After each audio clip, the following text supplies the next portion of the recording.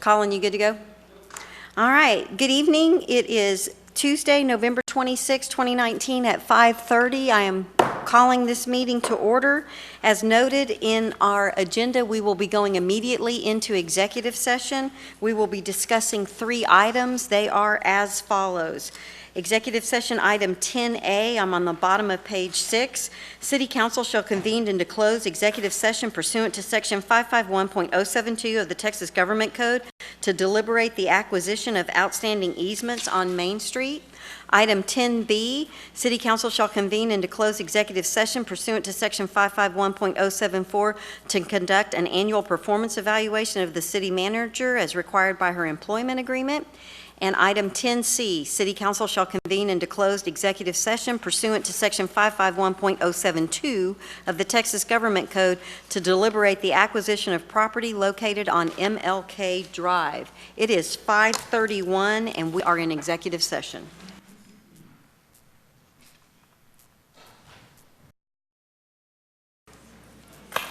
All right, ladies and gentlemen, it is 6:30 on Tuesday, November 26th, and we are out of executive session. There are no items, no action as a result, and in fact, we have one item left, and we may go back into executive session at the end of our meeting. So it is 6:32, and we are back in regular session. I've got a full dais. They are running to the restrooms, but they'll be back, and I'm going to get us going because I know you guys have been waiting for us. So, as authorized by section 551.071 of the Texas Government Code, this meeting may be convened into closed executive session for the purposes of seeking confidential legal advice from the city attorney on any item on the agenda at any time during the meeting. The City of Bastrop reserves the right to reconvene, recess, or realign the regular session or called executive session or order of business at any time prior to adjournment. So, as I said, we are back in regular session. Many of you know that school is out. That is why there are not young people to do our pledge. So if everyone will please rise, we will do it in unison.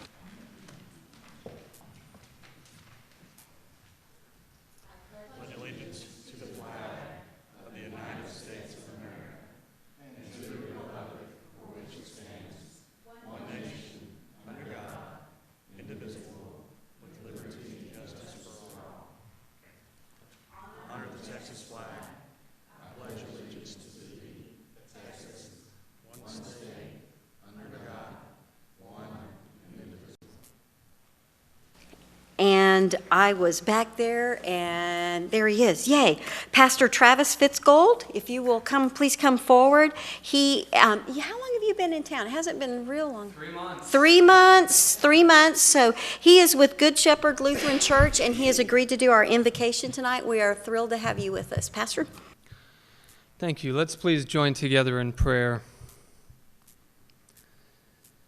Gracious and holy God, as we gather together in your presence, we acknowledge that we are on the ancestral land of the Tonkawa and Sana people who have called this place home from time immemorial. We remember that we are heirs of a traumatic history that has been determined in large part by white men of European ancestry to the exclusion and detriment of indigenous peoples, Hispanic peoples, peoples of African descent, women, and Mother Earth. We remember that the task before us is to recall and tell our stories as bravely as we can, to work tirelessly for reparations between people groups and with the earth herself. We can do none of this work alone, but are completely dependent on your grace, O God. Give those of us who are gathered here the courage and power of your Spirit, that we might discern your will in this place and in this time for the benefit of all who are in need, both human and other than human, both present and absent, both privileged and oppressed. Give us faith to trust in your ever-present guidance, taking one breath at a time, placing one foot at a time, and giving thanks for all that we have received from you. In Jesus' name we pray. Amen. Thank you very much. You may all be seated. All right, moving on to the mayor's report, and I have several people signed up to speak, and I've got your names, and I think I've got some folks here that are hopeful for the consent agenda, and we will be taking care of that. I'm trying to make sure that we do the items for folks that are here so we can get through the agenda for them. So on the mayor's report, I have a couple of items to talk about before we flip to it. One, we got a very sweet note, Council. I will be sharing this with you from Austin Habitat for Humanity, thanking us for their community support, so I will pass this down. We were glad to have that. I want to make sure everyone knows that It's Time Texas is back. And you can sign up, and if you sign up before January 6th, we get 250 extra points. That's 950 points for just signing up, and looky there, we already have 18 people registered for over 16,000 points. Smithville won in the extra small, and we're in the small category. It's just an opportunity for the community. Many of us make New Year's resolutions to try to get in shape, and it's just about getting some folks outside and getting some activity going. Thank you so much, Colin, for pulling this at the last minute for me, but that was as of this afternoon. So if you go to ittcommunitychallenge.com, it's super easy. You can register, and I am in the process of getting the city of Bastrop as an employer, and if you have kids that attend BISD, or if you work for BISD, you can also join BISD, and the school district gets points and the city gets points. So, and for some of my friends in the back row that don't live in the city of Bastrop, you just have to hang out here during the day. They don't check addresses, they only check email addresses. So feel free to support the city of Bastrop. I also want to announce that the Feed the Need gobble kits that they were collecting last Saturday, they collected 492 gobble kits, and that meant every family that asked for a kit, they were able to provide that. So yay, community, for looking out for our neighbors. And I want to share one other thing that I did, and I don't have a picture of it, but I'm going to show you this. Last Friday, I was at Mena Elementary, and I did 6 20-minute sessions with no break, all 4th graders, and that is a tough crowd. The 4th group that walked in, the girl walked up to me and said, "What is the letter of your first name?" And I said, "It's C." And she said, "I will be keeping score." And when my presentation was over, she gave me my scorecard, and she let me know that I had 35 goods and no bads, and it was a sweet sigh of relief. I was very nervous, but she did want me to know she would be keeping score, so I'm going to put that up in my office. It was really nice to be with the kids. If you go to the next slide, you'll see some pictures. Maybe the highlight of the year for me was getting my picture taken with Smokey the Bear on his 75th birthday. It was a beautiful day, a way to celebrate Arbor Day, and yes, that's one of our staff members that is in the hole getting the tree planted with Smokey the Bear's help, and that was just a great event. I know Doc was at that event as well, and just a lot of fun. Just below that, I went to an Austin Business Journal event that was supported by the Bastrop Economic Development Corporation. It was called the East Austin Growth Summit, and we renamed it the West Bastrop Growth Summit. That was just one of those things. And then on the bottom, you'll see that a couple of weeks ago, I did the Emil Career Day. That was even harder. That was 6 classes, but that was kindergartners through 4th graders, and it didn't like start at the oldest and go to, it jumped around in ages, so I had to really be on my toes that day. And then that's Linda Cheatham at her ribbon cutting for Stem and Stone. The Veterans Car Show, I know many of us were out there, had a great time. Chief Altgelt, you can see 2 of your officers there with one of the parade participants, and her dad walked up and said she wants to be a police officer when she grows up, and her goal was to meet a police officer. So fortunately, 2 of our police officers were able to give her a hand, and she was real happy to get that done. Happened to be female. Yeah, I thought that was obvious, but okay. Yes, two female, yes, two, that was why the little girl walked up to her, because it was female police officers, so it was very, very cool. We attended the Red, White, and Blue banquet, Mayor Pro Tem Nelson and I did. Those World War II veterans, I want to point out something. The man that is standing in the middle is Bill Sweeney. That was his original World War II uniform. And I go to church with Mr. Sweeney, and the following day, he fell and had to have his hip replaced. So he is in rehab, and for those of you that pray, if you would help pray for a speedy recovery for him and his wife, Brenda. Mr. Sweeney is a tough guy, and I'm not sure taking care of him when he's not able to take care of himself has been the, I think she's tired. But fabulous to have 5 World War II veterans there with us at the banquet, and just was really thrilled to be a part of that. Another really neat thing that I did was RE/MAX celebrated their 20 years. I'm on the bottom of the page, Colin, and that's a picture of Kay Wesson and myself. She's been a realtor in town much longer than 20 years, but her business was celebrating their 20th year. So, and she said, I want my picture with the mayor, so I was really glad to get that. We talked about the award I won. That's a picture of me with Doug McDonald, who was the past president of APA. Really honored to be chosen as the elected official for that organization. And then on the far right, we had a great time at the Volunteer Appreciation Banquet. This happens to be a picture of the Historic Landmark Commission. Mayor, Sir. those are retiring committee members. Thank you, thank you. That is wrong on my deal. I saw Dan and thought, well, it's the Historic Landmark, but those are the folks that were getting their service awards. So thank you very much, Councilmember Ennis, for pointing that out. On the next page, it has planned events. I did all of those things. And the next page is the stuff I'm planning on doing between now and the next council meeting. You can go to the next page, Colin.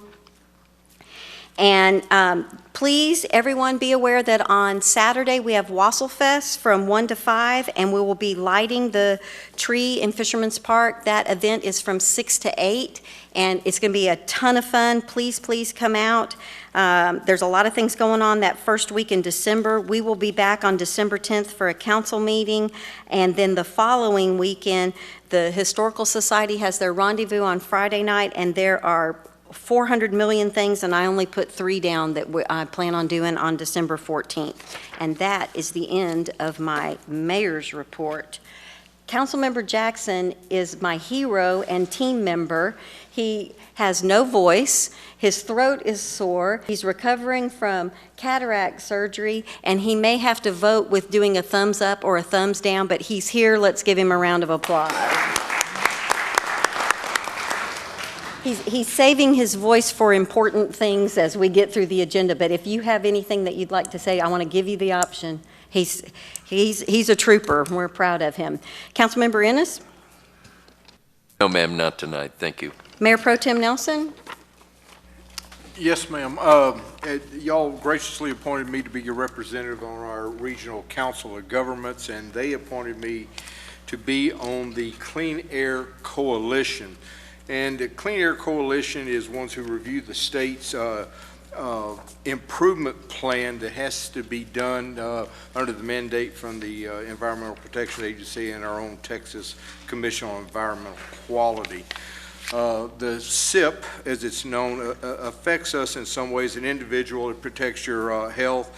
It also looks at regulations to ensure that as long as we're in an attainment zone, in other words, our air is clean enough to not be put in a non-attainment zone, that we don't have to have extra emission testing done individually as well as with our companies. The Clean Air Coalition, along with the technical assistance of the Clean Air Advisory Committee, addresses these clean air issues on a routine basis, and I've put in your package, or asked to be put in your package, the Regional Air Quality Plan overview, a kind of synopsis of what we're doing to try to protect our air. The plan is designed to help the region by maintaining and improving outdoor air quality within our region, reduce the impact of emissions from within the region on air quality issues, and to mitigate the health, environmental, economic, and social impacts of the Regional Air Pollution Index. I just want, I'm not going to go through this entire presentation. I just wanted y'all to have this in case y'all have questions later on. I'll be more than happy to answer them either in this forum or outside this, but we're steadily working toward maintaining our appropriate air quality. Thank you very much, Mayor Pro Tem, and for the public, it is in the packet that was online, so if you're interested in that and you have any questions, I know Mayor Pro Tem Nelson would love to visit with you. Councilmember Rogers? Yes, Mayor, I just wanted to let you know that on Saturday, while you guys are lighting the parade, that I am volunteering my time to sell hot chocolate, so please stop by and get some hot chocolate while you look at the pretty, beautiful tree when you light it. So Nice, thank you for don't think I'm volunteering not your there time. with you, just behind the hot chocolate stand. We appreciate that. Councilmember Peterson? Yes, thank you, Mayor. I just want to make sure that I pass on to everyone to have a safe and blessed Thanksgiving. Thank you. Great job. All right, City Manager. Yes, ma'am. I have two things. I'm going to ask Jared Mayfield to make his way to the podium. There is a number of questions about Ramos and the status. We are delighted. If you ride by, you will see some demolition activity going on. The mayor has reported about a quarter of it is gone. So they will be working tomorrow as well. And hopefully by the end of next week, the demolition will be complete. And we're looking forward to greater things to come. The next thing is I want to introduce you to our new Director of Planning and Development, Jared Mayfield. Jared's first day was last Thursday. It was kind of an odd time to start, but we were delighted to have him. Jared and his husband Jason will be moving to Bastrop. Has been in the Dallas area for about 3 years, spent 20 years in Victoria. There's so much about Jared to like. He has an architectural background, loves historical structures, has remodeled about a dozen of them himself, so he appreciates all of the challenges. Very excited about our codes. Has a lot of contract compliance with CDBG. He also understands the cycle of development from the development process through building inspection to certificate of occupancy, and has helped renovate the code process multiple times. So he is bringing experience that we're living today, and we are all joyful that Jared not only showed up on Thursday, but has come back every day since. So with that, Jared, we would love to hear from you, and welcome to Bastrop. Thank you, Mayor, Council. Good evening. Very nice to be with you. Didn't really plan any major words, so Ms. Humble has been very nice in her characterization of my experience, so we'll leave it at that. But it is good to be here. It is ask for a little bit of patience. It's like drinking from a fire hose. Right now, y'all have, as you know from looking at your agenda tonight, a whole lot of things going on, so trying to figure out where I am in the process and where we are, and kind of dive in and get going. But very excited to be here. Very nice to meet all of you. Look forward to working with you. Thank you. Thanks, Welcome, Jared. Welcome to the team.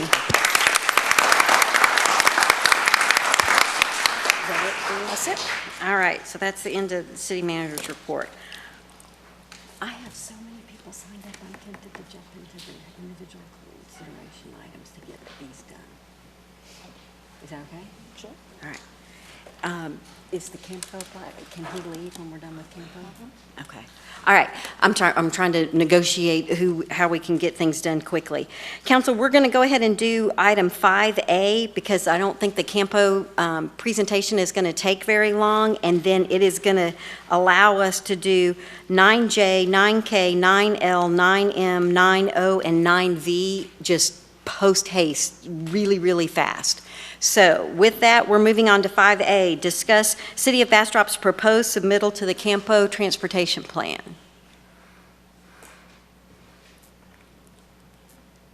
Hi, Tony. Good evening, Mayor, Council. So I have the slides, if you want to. Oh, right The there? clicker, yeah, I will there click you it. go. All right, so I'm here to talk about the Campo 2045 Regional Transportation Plan update. You may hear it referred to as an RTP. The three projects that we're proposing are the Agnes Street extension, the Jessica Place extension, and then rehabilitation of the historic old iron bridge.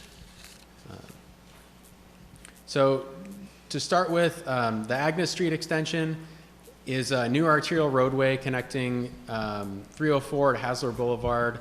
It's approximately 1,500 feet of proposed roadway. One of the good things about this is that the property owners have previously agreed to donate the required rights-of-way, so that issue is kind of out of the way. It's also a critical east-west connection south of 35, or south of 71. 71. The Jessica Place extension is similar, but on the north side. It's a new arterial road connecting Blakey to Jessica Place, approximately 2,000 feet for this one.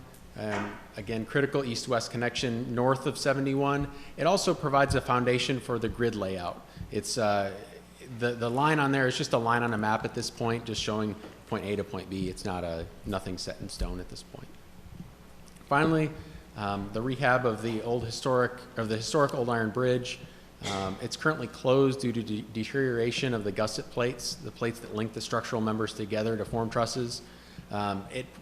If rehabilitated, it'll provide multimodal transportation and recreation opportunities. So this is the schedule. It's kind of small on there. The window to submit for the plan closes on December 4th. Just a little summary at the bottom for what each of the acronyms mean.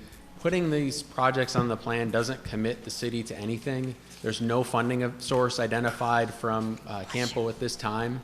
It's a way to get us exposed to that funding when it becomes available. You can't submit for a grant unless you're on the plan, and so this gets us on that plan. It would require a second submittal to get to actually request a grant that has a certain matching and all the details that are associated with that. This is just the first step in many. It's like the Christmas wish list, right? That's right. Okay. Yes, ma'am. And so with this, just asking for your support in that submittal so that we're being very transparent for which projects we're requesting to be put on the plan. Mayor and council, in addition to our submittal to the Regional Transportation Plan, TxDOT has requested us to co-sponsor 2 of their submittals to the Regional Transportation Plan. They are submitting State Highway 95, and they've asked both the city and Bastrop County to be co-sponsors for the roadways that fall in each of those jurisdictions. And the city of Elgin as well. Yes, ma'am. And then Farm to Market 969. The portion that would be in the city limits would be a co-sponsor opportunity. And then the Bastrop County has asked that we support their submittal for the extension of essentially Lover's Lane from 71 all the way across the Colorado River, which would give yet another important crossing to the river, and it would tie into Shiloh Road. So it would essentially provide a really needed alternate route for evacuations and just helping people get from 71 to 304 in another way than 71. So the Campo items that you have on your agenda this evening are our 3 projects, co-sponsoring 2 with the state and support for Bastrop County. The others have agreed to provide letters of support for our projects, so it will be a real regional effort. And there, again, there's no money, we're not obligating any money for the co-sponsorship. It's just a matter of they will score better if they have all of the entities in agreement that they want the improvements. And clearly we know 95 is one of the most dangerous roads ever. So we expect that to score well and be funded, and it's helpful if everybody's on the same page. Is that correct, Tony? That's correct. All right. Council, that's the 6 items that I rattled off. Tony can leave if you think you won't have questions, because we're literally going to call out the project and say that it's Campo, and it'll take us a while to go through all 6 of them. So Tony can leave if you think you won't have questions. Is that everybody cool with that? All right. Tony, thank you very much. Appreciate you being here. Okay, so Mayor, I have a question. For the yes, city Mayor Pro manager. Tem Nelson. Do we have a seat on the TAC? Do we have somebody that actively sits on the TAC? Commissioner Beckett, isn't it? No, from the city, not from the county. I think it's Jerry.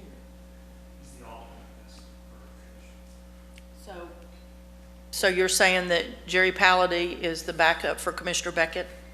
That's the way I understand it, yes. Okay, would you be adverse to me checking with Campo to make sure the city has a seat on the TAC or a possibility of a seat? Because it doesn't have to be. Please do. Okay, thank you. See if they can vote more than once when they get there. The more Okay. voices, the better. Yeah, exactly. All right, so, council, when we get through with a couple things, I'm going to do all 6 of those all in one fell swoop, and so, but this is the anchor that you know why we're talking about those 6 projects, and each one of them do have Campo listed in the title of that. Do I have anybody here from Bastrop Grove? Allison, did they come or not come? Okay, all right. Is there anybody in the audience that's waiting on the consent agenda? All right, we're skipping the consent agenda. We are moving to item 9C. And I'm going to read item 9C, and I have 4 people signed up to speak and 3 people in support, but that do not wish to speak, but we're going to do 9C. Sorry, Colin, I know I'm making you jump around. Conduct public hearing and consider action to deny the first reading of ordinance number 2019-73 of the City Council of the City of Bastrop, Texas, rezoning 1.866 acres of Bradford subdivision, Lot 2, fraction from P3 neighborhood to P4 mix, located at 1903 Main Street within the city limits of Bastrop, Texas, as shown in Exhibit A, including a severability clause and establishing an effective date. And we're going to let staff make their presentation. Please ask her questions, and then we'll be conducting the public hearing. Ms. Bills. Mayor and council, before Jennifer makes her statement, I want to offer you the same disclosure that I made to the Planning and Zoning Commission. When staff advertised according to state law all of these zoning items, the B3 code had not been adopted.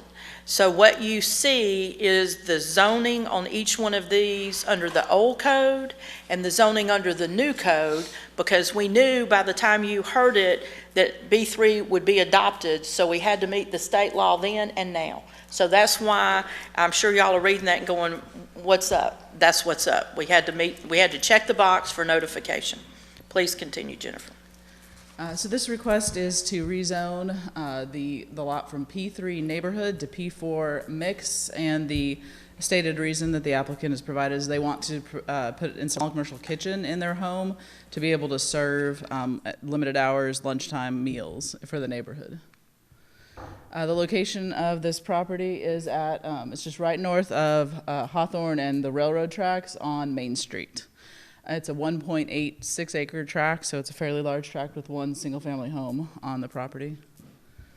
The staff recommendation for this was to approve, to hold the public hearing and approve the rezoning based on location, the intended use, and it would still have to be in house form, but the P4 mix requires the form of the structures to be in a residential look and feel. At the Planning and Zoning meeting on November 21st, P&Z recommended to deny the rezoning by a vote of 3 against 4. So 3 people recommended for, 4 recommended against, so it failed to get a recommendation. In order for City Council to approve this zoning, by state law, you'd have to have a minimum vote of 4 out of 5 of the council members to basically overrule the recommendation by the Planning and Zoning Commission. Yeah, supermajority, 75% vote. So, any questions on this one? And there are people here to talk, and I believe the property owner is here as well. Mayor? Yes. I have a question. Go ahead.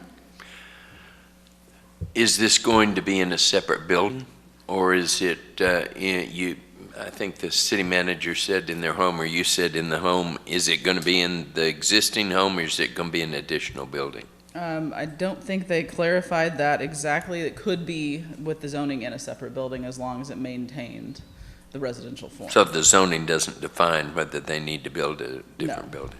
Okay, thank you. Are you done? Yeah. Okay. Any other questions for staff? Do we want to hear from the applicant and then open the public hearing? Is that, so, because I believe the applicant's in the audience? Ms. Fossler is here. All right.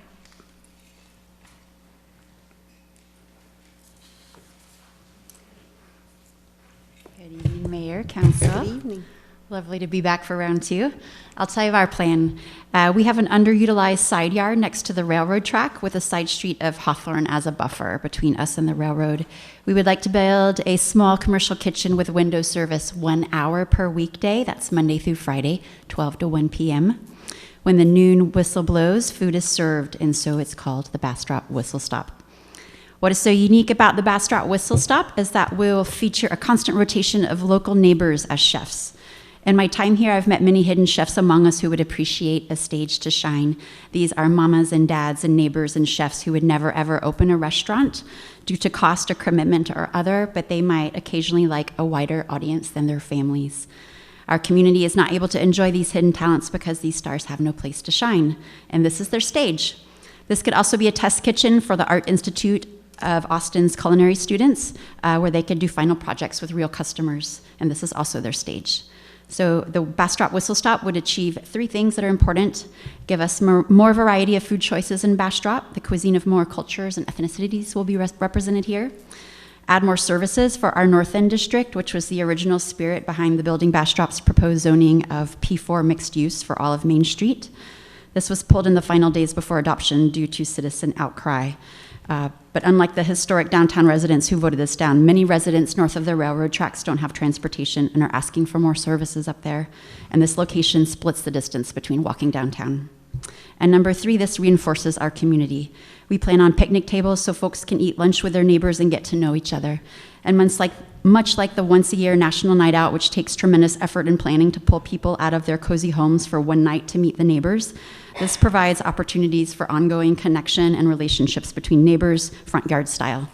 We believe we have a safer, stronger, more resilient community when we get to know each other and look out for each other, and that we're happier when we eat together. And lastly, we know, love, and respect all of our neighbors and would never want to irritate them. We believe this idea offers maximum contribution to the community with minimum nuisance.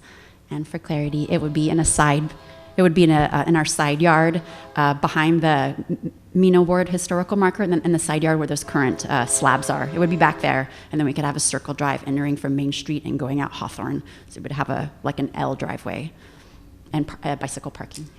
Yeah. Thank you very much. Council, any questions for the applicant at all? Okay, thank you very much. I am officially opening the public hearing. The first person that I have, and I think I'm doing it in the order that I got him, is Alice Traga. Hi, Alice. You're tall. I'm short. Hello, my name is Alice Traugott, and I live at 1902 Main Street, directly across the street from Carrie and Steve Fossler.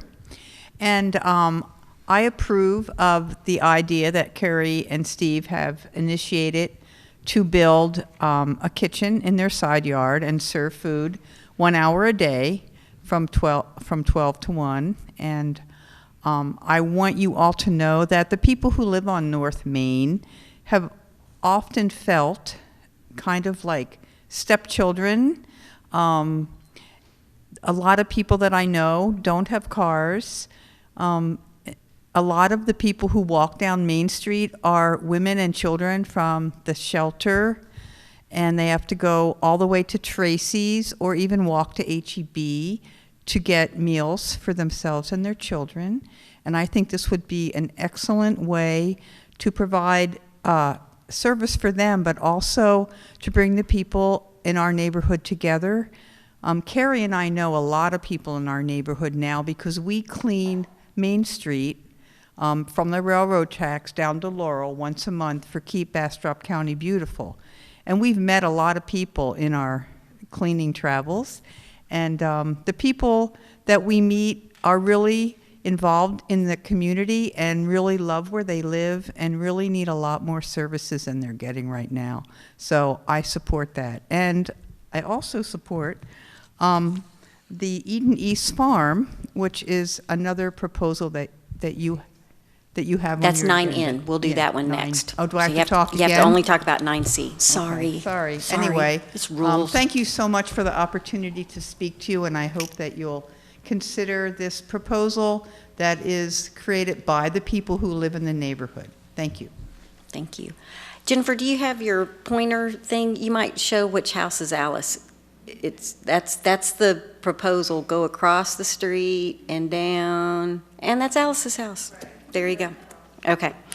All right. The next person I have signed up to speak is Artis Kalsa, and I may not have said your last name correctly, and I apologize.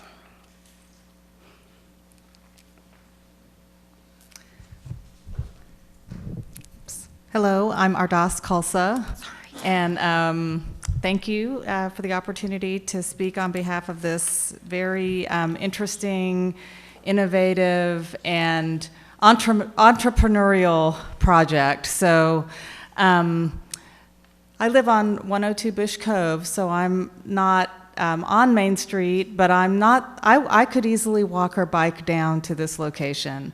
And I do support the zoning change from P3 to P4 for the mixed use. And, you know, my key sort of interest is connection with our community, connection with, and I wanted to let Councilman Jackson know too that I had the same virus I think as you last week because I couldn't talk 3 days ago. So, but I was able to talk by now. So anyway, I feel for you. There's hope, Councilmember Jackson. There's hope. It's coming back. There's hope. It didn't last long.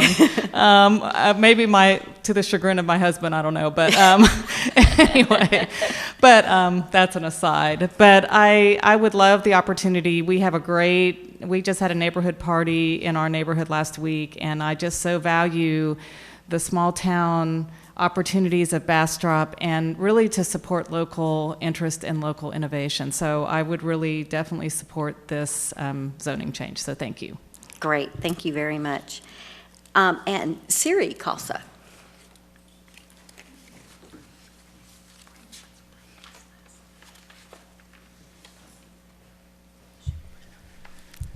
Thank you, Mayor. Thank you, city officials, for the opportunity to address this issue.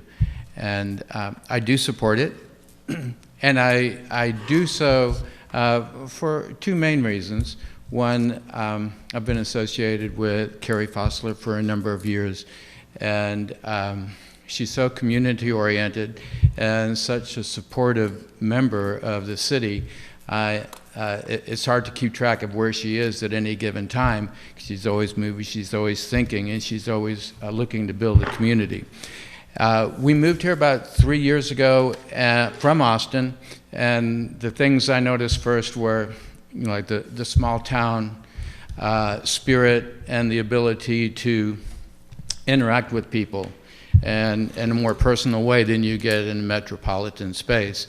So, like my wife, I value community interaction. I think it's important for us to get to know one another and to establish an aura of unity, an aura of interaction. And I think this Whistle Stop Cafe for an hour a day during the week would be a step in that direction, to get to know people that you don't ordinarily see, and for us to support one another. So I do stand in support of this. I hope you consider it, and I hope you rule in favor of it. Thank you. All right, thank you. Thank you very much. I also have Brittany, and I think it's Brittany Benton.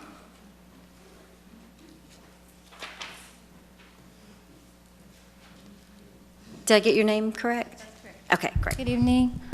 Hi, I'm a resident next door to Carrie Fossler, and I am in support of this change because I have faith that she will carry through in her mission to amplify the people in our community to a stage for their artistic capabilities in cooking. And I just wanted to share my support. That's fantastic. And Brittany, I'm not trying to put you on the spot, but I have a piece of paper you turned in that said you were opposed. Have you changed your mind? No, it was incorrect. It was crisscrossed. Okay. So I do want to say something about this now that you mention it, though, because when I received the packets, there was no information regarding what these changes were going to be. And I hadn't received any information from the property owners, so I really didn't know what it was about. Okay. And I think that better communication in the future on these issues, because they have really big implications for us as residents on North Main. Yes, ma'am. So thank you. Okay, thank you, Brittany. Council, I will let you know that I have Terry Beatty, Kai, and is it Hote or Hote? Hote. Oh, so close. I need to do it with confidence. And Brenda Abbott did not wish to speak, but also turned in documents that they were in support of this. So, Council, that is, is there anyone else that wishes to speak? And I am officially closing the public hearing. That's all the folks that I had that have turned stuff in, correct, Madam Secretary? Did I get everybody? Turn on the mic and tell me. You got to correct me if I'm messing up. On my list, I thought there were two more, Ellen Tanner and Joshua Gordon. Okay, I had them on 9N, but they weren't on my list for 9C. Are y'all wanting to do 9C? They're both. Okay, Ellen Tanner.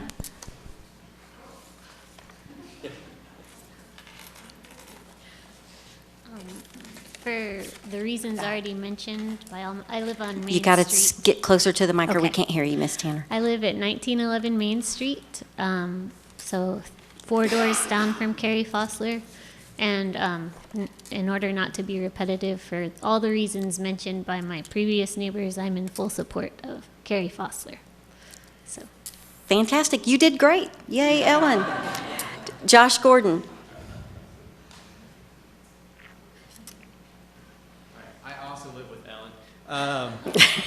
But we are in support of the proposed change. You know, we've known Carrie for a couple years. We've lived at 1911 for 10 years, going on 10 years.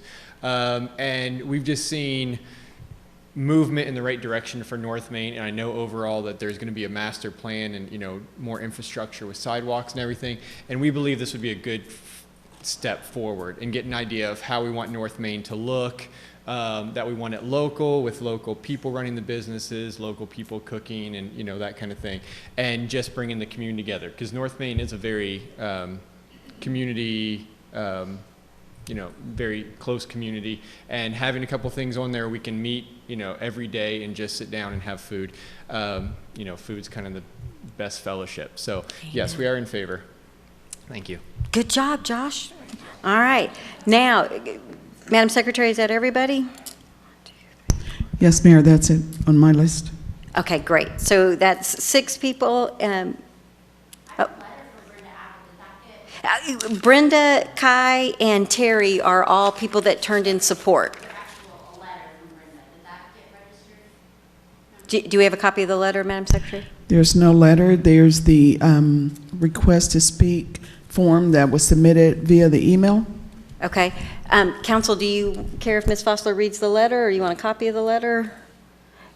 Ms. Fossler, why don't you come read the letter for us? I assume it's not long. Okay. Okay. I can't be there tonight, but I submitted the following in support of 9C and 9N. Being a business owner of Brenda Abbott Floral Design, which operates under a conditional use permit, and having invested significantly in my business, the building and the grounds at 1914 Main Street, the current zoning discussions are worrisome to me if light mixed use commercial is not allowed on Main Street. Our business and the vitality it has added to the property previously, a sad, neglected, and previously commercial building, has been well received by our neighbors and community. I also wholeheartedly support the requested zoning changes of agenda items 9C and 9N. I believe a thoughtful plan for North Main should include mixed-use commercial zoning. I believe the current 2-block Main Street commercial business district idea would also benefit by having more businesses nearby to help attract shoppers to the area.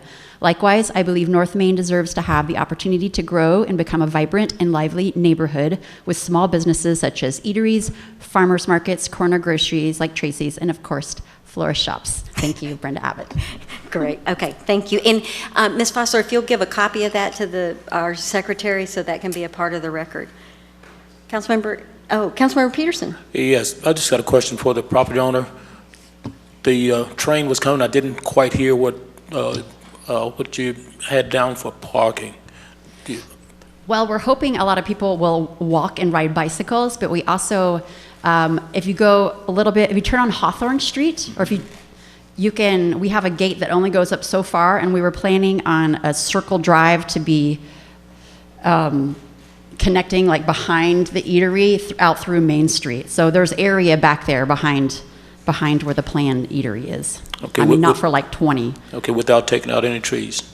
Pardon? Without taking out any trees? There's some without taking any trees, yeah. Okay, Yeah. thank you. Great question, Councilmember Peterson. Anybody else, any questions?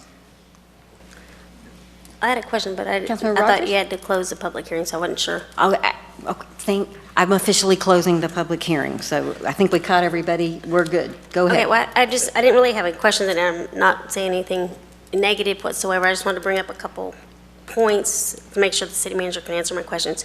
So once we change it to the mixed use, I understand their hours are only going to be for that, or their plan is to only operate for that hour, but once we switch it, that property stays switched, not just for them, for anybody who owns the property, correct? Correct. So anybody could build something later, and hopefully they're successful, and they could open as long as they want to. So we're not changing the zone for that specific hour. We're changing the zone for that piece of land, and they could open a 24 hours 7-Eleven there later if they wanted to. I just want to make sure I understand what the change is. Well, it'd be going like the future. hours of Tracy's, and if they're wildly successful and decide to open for dinner, they don't have to come back and get another zoning. So the code that was adopted at the last council meeting does not regulate use. We regulate form. So whatever would be built on this property, if zoned P4, would have to be in a house form. And if we can't hear it, see it, and smell it, it's fine. Okay. But the minute they become a nuisance, then the nuisance ordinance that you adopted last time would be enforced by code enforcement in the police department. Oh, good. That makes me feel better. Thank you. Like it would be enforced on every piece of property Absolutely. throughout town. I just want to make sure Yeah. everything No, I we were think covered. that's a great question. That's a great question. Councilmember Ennis? I'd like to move to approve. I have a motion to approve from Second. Councilmember Ennis and a second from Councilmember Rogers. Is there any further discussion? Madam Secretary, if you'll call the roll. Councilmember Ennis, Yes. Councilmember Rogers, Yes. Councilmember Jackson. Councilmember Jackson votes yes. Mayor Pro Tem Nelson, Yes. Councilmember Peterson. Yes. Motion passes unanimously. Congratulations. I do want to make one comment. Council does not override P&Z lightly. And I think that it's important that we note that when this was discussed, for whatever reason, P&Z was looking at only 4 submissions, and one of those submissions was against. And I really appreciate, and Carrie, it's a testament to what you mean to the community that you have so many folks come out for you. But council, that is information that planning and zoning did not have before them. So I just want to call that out. We have 9 citizens that volunteer their time for planning and zoning. They spend a lot of time deliberating things. You'll note that that vote was a 4-3. It was not a unanimous. There was a long discussion. I appreciate having the additional information, and I just thought it was important that we address that.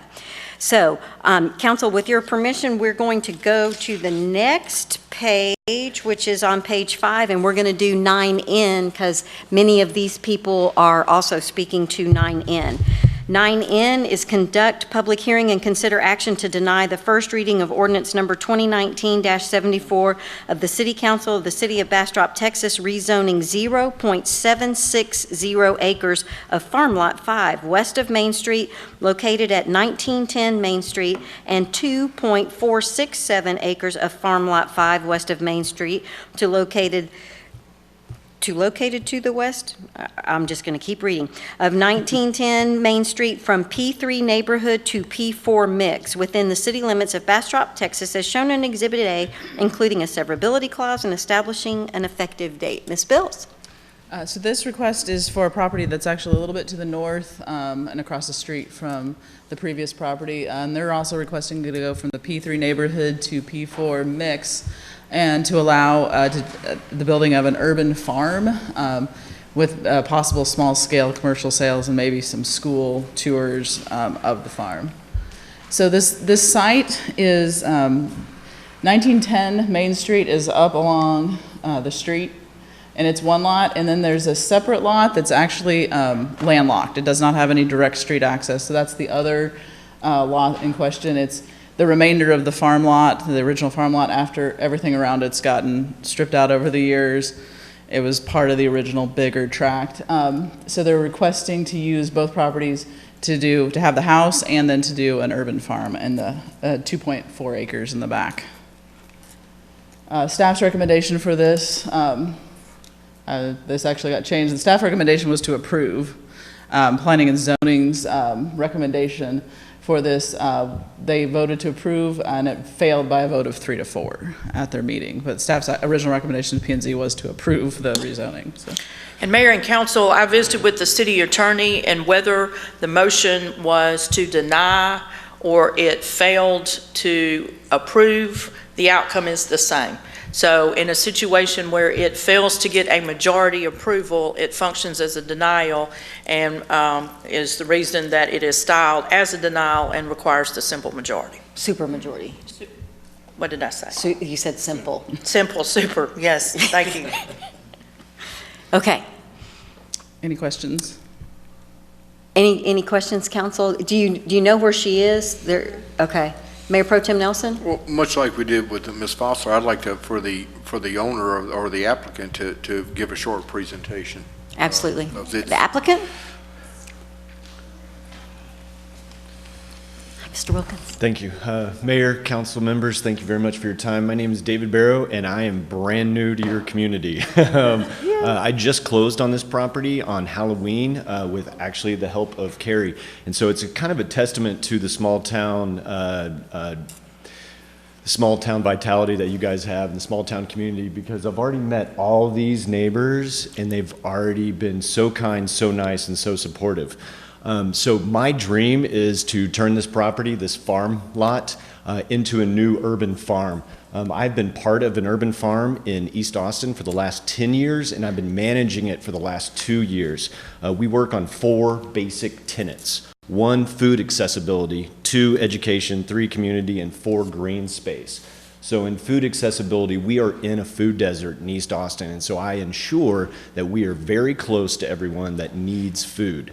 We also offer discounts to our neighbors. So anyone in the 78702 gets a discount where we are currently, and I hope to translate that into our zip code in our community here in Bastrop. Number 2, education. We've had over 2,000 unique visits of schools in the last 10 years. In this year alone, I've had 419 unique visits. That's not 419 students, that's 419 schools. There are some days that I'm doing 2 to 3 school tours a day. Typically this is 5 to 10 students, so it's not like 100 students. Number 3, community. I think that farms and food bring people together. I think it's a great way to get outside, educate people, and get your hands dirty. There is something about being tangible and grabbing something and seeing it grow that can inspire young people to learn. And then number 4, green space. We all want green space, not only for a beautiful Bastrop, but for a beautiful community. I have no plans to put any concrete on this property. I want to retain its beauty, encourage the growth of proper indigenous stuff, along with keeping all the native trees that are on there already. Mr. Wilkins, the previous owner, had a flower farm and also grew veggies for a long time, and all I want to do is continue that. And then my final words are basically small farms help generate process, promote innovation. They also encourage community, and they're a gateway to education. So thank you very much for your time, and if you have any questions, I'd be more than happy to answer. Councilmember Ennis? I may have missed this, so please excuse me if I did. Is this going to be you farming or more community farming? This will be me farming. Okay, great. Thank you. Mayor Pro Tem Nelson? Just to reiterate, you're not going to be putting any additional structures on there other than a greenhouse, if I remember correctly. Correct. There will be a greenhouse. We start everything as seeds on our property. And that's the way that I've learned, and that's the way I want to continue. So we start with seeds, transplant those into the ground. That helps us extend our seasons and have full control over everything that's going on the property. But in no way affecting the pervious cover. I don't understand the question. Is it going to have, you said we're not going to put any concrete down there, so it's going to be a ground-based greenhouse? Yes, sir. All right. Yes, sir. Thank you. Thank you, sir. Councilmember Rogers? And of course, I have questions that, just so I have understand, are you going to sell from there? Not the initial goal, but in the future, I would like to hold a weekly farm stand. So why would, just because I'm still you're wrapping asking my a great head around question. the new zoning, if it's not really a business, he's just growing in his backyard, why It's does the it have to? tours. I'm It's sorry? the tours. Oh, the tours is what makes If it. he wasn't doing the tours, he could do it as P3. Okay, I was just trying to understand the that's a zoning and why he needed the Great zone. question. Great question. I have one more question. I had a hard go time ahead. figuring out, do we know how many people we had that were opposed or against? So in reviewing it, and Ms. Bills, you can correct me, there was one person who was against, but she wrote out what she was against, and she said she didn't like concrete and brick and wanted it to stay green. So I believe it's much like what Ms. Benton said, and they didn't know what it was going to be, so that may have been why they were opposed. And you'll have a chance to speak. Can you tell how many people? We had 2 that were opposed, and then one with, it didn't, no objection. And then, the one that provided a whole bunch of comments and didn't, but that was their concern, was what was going to go there eventually. And one was, they didn't want concrete and brick, and then the other opposed that I read, they did not want zoning to be on the property forever. They wanted the zoning to only be case by case. And that's we can't do that. So I appreciated the question, but that was the no. I'm sorry, Jennifer. So how many, I heard how many we had against. How many did you get for? Oh, 4, we had 5 in favor. So we had 5 for, 2 against, and 1 I don't care. One no objection, and then 1 that just gave us some concerns, but no opinion one way or the other. Okay, thank you. And tonight we have 1, 2, 3, 4, and the owner, 5, 6 people speaking in 6 people that are going to speak, so we'll find out what their position is, and we have 4 people who did not want to speak that are all supporting. And that's new to what, you did not have those before. Okay, so we're going to, any other questions for Ms. Bilsry? Okay, I'm officially opening the public hearing, and the first person is Alice Trogett. Yay! Now you can talk about 9N, Alice. And as I said, I live at 1902 Main Street, and I just had the pleasure of meeting David last week. But because I am a Bastrop County Master Gardener, of course, gardening is very dear to my heart. And anyone who grows vegetables and flowers to me is just about the best person that you can be. So I'm sure that David is really a good person. You're clearly objective in your... Yes, I'm very okay, appreciate objective, that. absolutely. And I really like the idea of educating school children on how to grow their own food so they don't think it just comes from HEB in a plastic bag. And I think that there could also be a connection between what David is doing and what Carrie wants to do with her little restaurant, and also with the Culinary Institute, because a good cook knows where their vegetables and fruits come from. So that's all I have to say. Thank you. Great job. Brittany Benton. Brittany Benton.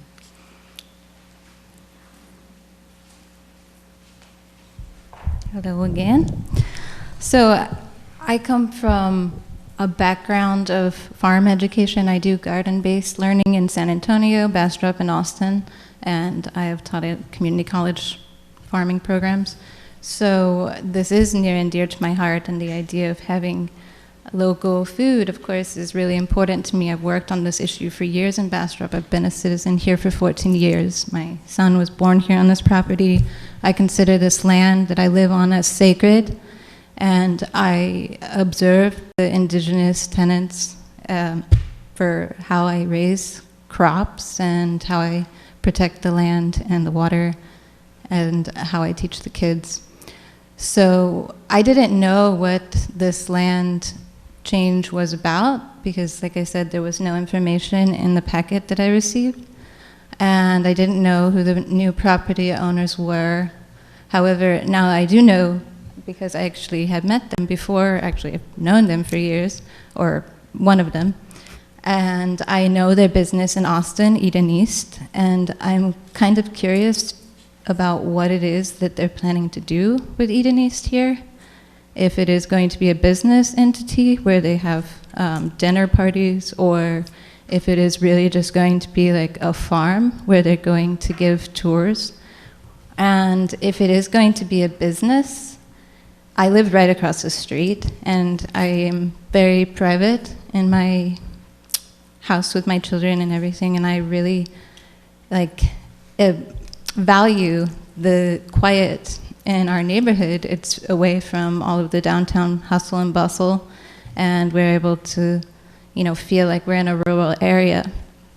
So if it's going to be a business in that sense, where people are going to be coming from Austin, and, there's going to be a lot of activity, I would oppose that, because, like I said, I value the space.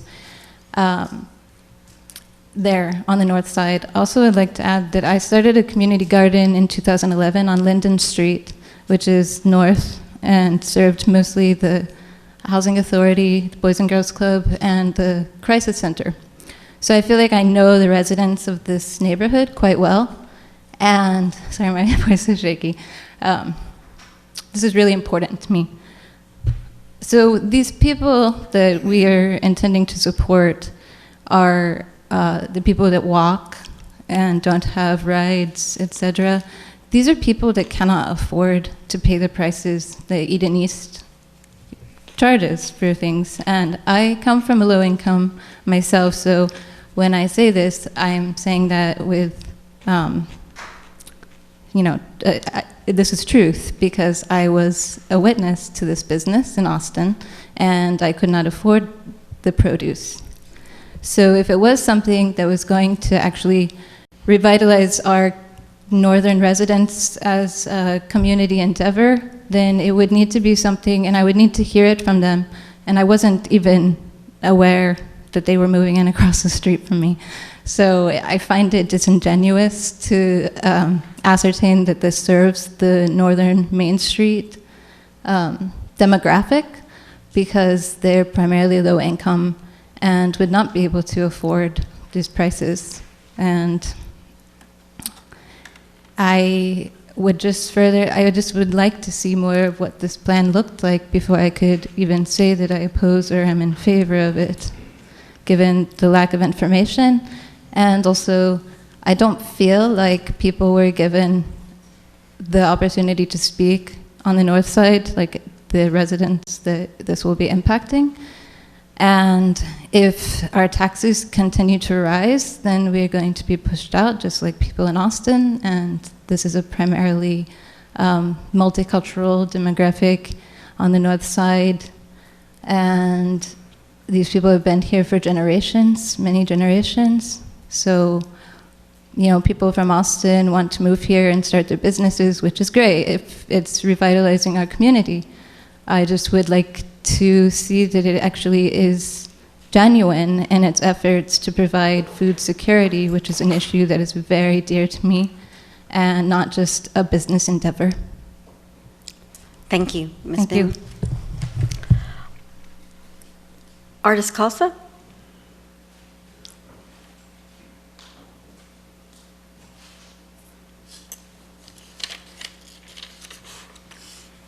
Hello again. I am voicing my support for the change in zoning from the P3 neighborhood to the P4 mixed use.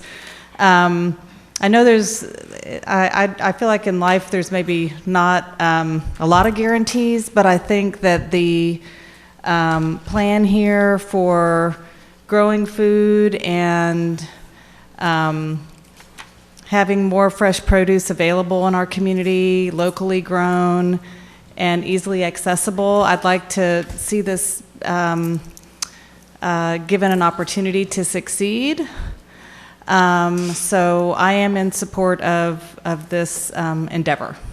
And I agree with Alice, I think it was, in terms of just with the culinary school, with the the Fosslers Whistle Stop Cafe plan. I think there's a great opportunity for local entrepreneurial, innovative efforts and educational efforts. Thank you. Terrific. Thank you very much. Siri Kalsa.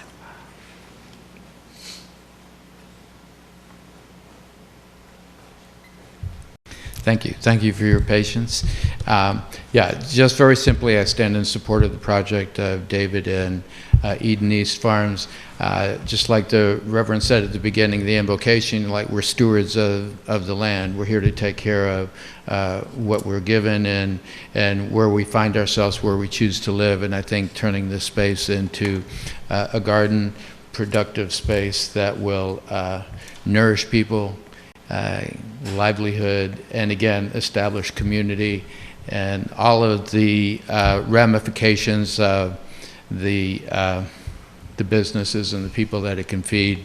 I stand in full support of it. Thank you very much. Thank you, sir. Appreciate that. Ellen Tanner. Oh, Ellen Tanner's not speaking. Josh Gordon. Ellen's not a huge fan of public speaking. Okay. Few people are. I do okay. As I said before, we've lived there for 10 years. We were friends with Jerry, who lived there before she had to go to nursing home and it got put up for sale. And it was available for a while just because we have, I don't know, a couple spaces in Bastrop that are these huge acreage that we don't really know what to do with. So I think this is a good opportunity to use that in a wise way instead of just kind of gathering dust like some of these, 3-acre lots that just kind of end up there because of our piecemeal kind of housing. But I just wanted to read something. I was also at the planning and zoning meeting that there is some concern about developing a master plan for North Main, which would determine how we want our community to grow. We strongly believe that this venture is an excellent jumping off point to begin to test ways that our neighborhood can grow to include some mixed-use properties without negatively impacting the things we love about living here, being North Main. We feel the mixed-use proposal at 1910 is good for our community in 3 ways. Number 1, fresh produce. North Main is a community with a lot of socioeconomic diversity, and there are many people who have limited access to vehicles. This farm could increase access to organic fresh produce within walking distance of many people who otherwise must walk to H-E-B or to Tracy's. It will be wonderful for all of us to be able to walk a short distance and buy some locally grown seasonal produce. Education. The farm will be a space in our neighborhood which will give people an opportunity to learn and share knowledge on gardening and nature, which is great for building community. And especially now that we have the Park Delgado's right behind our house too. So I think we're definitely moving in a greener space. We are hoping to volunteer there, my wife and I. They have also spoken of school tours and the involvement of children, which is a smart way to grow kids' appreciation of where food comes from. We see it as an educational and practical learning opportunity for people of all ages in Bastrop. And as an employee of Circa, if it takes place, we're going to take our kids there. Because I'm the student council representative, so I can make them do what I want. But beautify and support the existing community. Well, there is a lot of pedestrian and bicycle traffic on North Main, and that was, with planning and zoning, that was one of the fears, that there's already a lot of traffic going up and down. There are definite plans in the works to build a sidewalk on North Main, and we've been talking about that for years, which that'll end some of the congestion, just make it safer. We feel the sidewalk should alleviate concerns of any extra traffic that may be drawn to the area due to these 2 things. This farm would improve the look of our neighborhood, connect people to nature, and support pollination. Thank you. Great. Thank you, Mr. Gordon. David Barrow was also signed up to speak. Do you want a chance to speak again? Is there anything you want to address? It is my wife and I's intentions to just have a farm on this property. We do have a restaurant business, but we are looking at other locations in Bastrop for that restaurant business. I just wanted to clarify that. Sorry for the rebuttal, but I appreciate your time. Thank you very much. Thank you very much. All right. Madam Secretary, I think I've called everyone who has signed up. Yes, Mayor, according to my list. Yay. Okay. And And on this one, Kai Hote, Brenda Abbott, Carly Barty, and Terry Beatty also said they didn't want to speak, but they were in support of this. Are there any other questions for the applicant or staff? I'm officially closing the public hearing. Madam Mayor, move to approve. I have a motion to approve from Mayor Pro Tem Nelson. I have a second from Councilmember Jackson. Any further discussion? I have a question. So you're approving the deny? Because it's written for a deny. So are you asking, or are we asking to deny it? Is that what you're asking for? No, I'm moving to approve this reading of ordinance number 2019-749. Okay, I just want to make sure I Yeah, understand. no, I'm sorry. I appreciate you clarifying. I'm not used to the deny word in Yeah, I there. know. So And I just you want to make don't know sure. if you need to deny the denial or, yeah. but Okay, we're sorry. just, I hate to be confusing. the motion is to approve the new zoning, the requested Correct. zoning. And that was your second as well, Councilmember Jackson. All right. Any further discussion or comments? Madam Secretary, if you'll call the roll. Mayor Pro Tem Nelson? Yes. Councilmember Jackson? Councilmember Jackson votes yes. Councilmember Ennis? Yes. Councilmember Rogers? Yes. Councilmember Peterson? Yes. And the motion passes unanimously, so we meet the supermajority and it's approved. Congratulations and welcome to town. And again, this is a substantial amount of information that Planning and Zoning did not have at their meeting on Thursday, so I want to make that point again. Okay, looking around the room, I am going to go to item 9B. Consider action to approve resolution number R 2019-119 of the City Council of the City of Bastrop, Texas, approving an amendment to task order number BAS.0068 with KSA Engineering for supplemental engineering services associated with the acquisition of 350 feet of wastewater treatment plant land in the amount of $24,500 as attached in Exhibit A, authorizing the city manager to execute all necessary documents, providing for a repealing clause, and establishing an effective date. Mr. Job. Thank you, Mayor and Council. If you remember at the last council meeting, we actually approved an acquisition contract to start the purchase of that land for the additional 350 feet. What that does is get the plant out of the floodplain, and this is the additional survey work for the engineer to do some geotechnical. And when it says EOC electrical coordination, what that is actually he's coordinating with our in-house IT to make sure we have everything we need in case of emergency situation. Is there any more questions? Councilmember Rogers? Just to refresh my memory, where was this much money? I mean, where was that money coming from? Was it already budgeted in our wastewater plant? This is an amendment to the original $450,000 contract for the engineering for this one task Well, I order. understand what you're going to spend it on. I want to know where you're going to come up with the money. That's what I'm asking. So this money will be brought from the capital fund, and then we'll bring back a budget amendment. There's a fund balance in the capital. We'll bring back an amendment on the 10th, and we'll amend it then to clean it up. Move to approve. All right, I have a motion to approve from Councilmember Rogers. I have a second from Councilmember Peterson. Is there any further discussion? Yes, ma'am. Councilmember Ennis?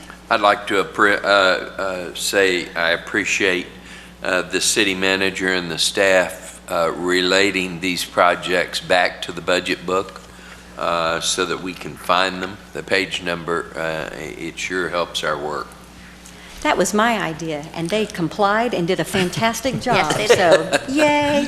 I said, they're going to ask, you might as well tell them, because we're all trying to follow the dollars, so good job. Any further discussion? Madam Secretary, if you'll call the roll. Oh, no, she doesn't know her light's on. Sorry. Madam Secretary, if you'll call the roll. Councilmember Rogers? Yes. Councilmember Peterson? Yes. Councilmember Jackson? Councilmember Jackson votes yes. Councilmember Ennis? Yes. Mayor Pro Tem Nelson? Yes. Thank you, council. We're going to do one more item, and then we are going to take a break. We are going to, sorry, Colin, 9W. 9W, public hearing and consider action to approve the first reading of ordinance number 2019-63 of the City Council of the City of Bastrop, Texas, rezoning Farm Ends Estate Lot 3 from P5 Core to P4 Mixed. located at 1706 Farm Street within the city limits of Bastrop, Texas, as shown in Exhibit A, including a severability clause and establishing an effective date, and move to include on the December 10th, 2019 consent agenda for a second reading. Ms. Land. Good evening. All right, so the request is a change from P5 to P4 mix. The property owner currently has a duplex under construction, and duplexes are not an allowed building type in P5. So they're requesting to go to P4 so that they can remain a conforming building type under the new code. Their previous zoning designation did allow for duplexes, and so that's how you ended up with a duplex in a commercial zone in the translation. So I have a process question. Wow, it felt like that mic got really loud. It was zoned for duplex. That's why he got a permit to build a duplex. So if we zoned it 5, would he be a non-conforming use in P5? And Yes. Because nobody's going to make him undo what we gave him permission to do. Right, he could still He would do just like his to have the zoning that goes with what he knows he's building on the property. Am I understanding And that? I think Yes, if Mr. Reynolds gets to come to the mic, he will tell you that he's got kind of a family situation that he's trying to accommodate. So he too has a bigger plan than just this duplex. Okay. Right. Yes. And so for reference, this property is on the east side of 95 on Farm Street. Mr. Reynolds owns some of the properties just east of here, and as the city manager said, is looking to build duplexes for his family. Staff recommended to approve, and P&Z also recommended unanimously to approve. And Mr. Reynolds is here. Excellent. Ms. Reynolds, do you want to say anything as applicant? Does anybody have a question for Mr. Reynolds? Councilmember Jackson.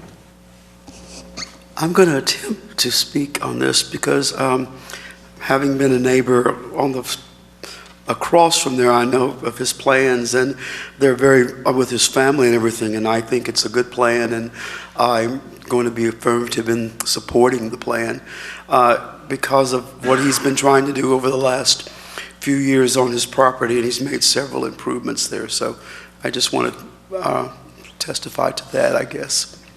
Excellent. Ms. Land, you're done, correct? Okay, I'm officially opening the public hearing. Madam Secretary, do we have any signed up to speak? No, Mayor. I'm officially closing the public hearing. Council, do you have any questions for the applicant or staff? Councilmember Jackson? I was just going to move for approval. I wondered if that's what you were doing. I have a motion to approve from Councilmember Second. Jackson, and Councilmember Ennis had his light on first, so I'm giving the second to Councilmember Ennis. And is there any further discussion? Madam Secretary, if you'll call the roll. Councilmember Jackson? Yes. Councilmember Ennis? Yes. Mayor Pro Tem Nelson? Yes. Councilmember Rogers? Yes. Councilmember Peterson? Yes. All right, the motion passes unanimously. Congratulations, Mr. Reynolds. Council, I told you I was going to take a break, but Ms. Fossler is signed up for 9T. Oh, they need a 5-minute break. It is 7:49, and we're going to take a 5-minute break. We're in recess, and we'll come back and do 9T.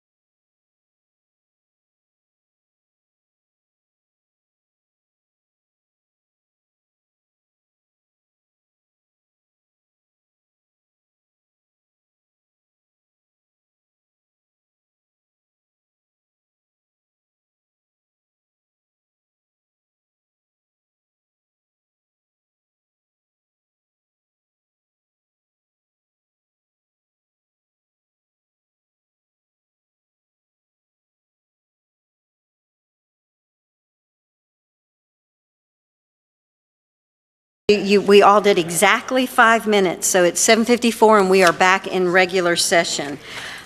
Council, we have a citizen signed up to speak for 9T, and so we are going to move to item 9T. That is on page 6 of the agenda. Conduct public hearing and consider action to deny the first reading of ordinance number 2019-71 of the City Council of the City of Bastrop, Texas, rezoning 0.2067 acres of Farm Lot 3 west of Main Street from P3 neighborhood to P4 mix, located at 606 Cedar Street within the city limits of Bastrop, Texas, as shown in Exhibit A, including a severability clause and establishing an effective date. Ms. Bills. Yes, so this request is to go from the P3 neighborhood zoning to the P4 mix. This is for the property to the west of the Tracy's Drive-In grocery store. It's also owned by Mr. Chalmers. So Tracy's grocery store is, you can see there, as we pointed out, at the corner. But they also own this lot directly behind. There is a small accessory building at the very back of the lot. And I think to date it's been used as some informal employee parking for the grocery store. The owner wishes to just have it all into one zoning. Tracy's is zoned P4, as it's in the previous form-based code it was zoned neighborhood services. Staff has recommended approval of this rezoning, and at the planning and zoning meeting on the 21st, they motioned to approve, and it failed by a vote of 3 to 4. So this also would require a supermajority vote of council to approve the zoning to P4. Any questions of staff? Pro Tem Nelson. So this is planned to be used as a parking lot, correct? Yes. Ms. Bills, can it be, does the structure that is on it constitute a structure? It is. Here's what I'm asking you. Mm-hmm. I'm hoping I'm asking a Drusilla question, because she asks smart questions. If a lot is zoned P3, can they, I know, because I got out my trusty dusty chart, that P3 can have a 60% maximum impervious cover. Mm-hmm. What is to keep anyone who owns a P3 lot from putting down a parking lot that puts them under the 60% maximum impervious cover? You would have to meet the lot standards and all that, and you'd have to set it back behind the third layer. You'd have to establish where the parking would go, but I honestly, with the new B3 codes, not as familiar. Previously, you can't have an accessory structure to, if there's not a primary structure generally. So does the structure that's there count as a primary structure? No. It's not under the P3, it's not a residential structure. Okay. But I'd have to do research to find out when it got, I think it's been there a long time. I think it's been used by other property owners in the area. I think over the time it's become part of this property. But that does or does not make it a primary structure? It does not. It does not. So all P3 lots, if you're going to make an improvement on it, it is required to have a primary structure? I would have to do some more research, but I believe so. Okay. And if it is P4, Mm-hmm. it is my understanding that technically, and I'm just making sure what I have in my mind is correct, the building of Tracy's is a non-conforming building. If they were going to expand it, you couldn't do it with the same materials that Tracy's is currently made from. It's not in house form, so that's the main nonconformity. Okay.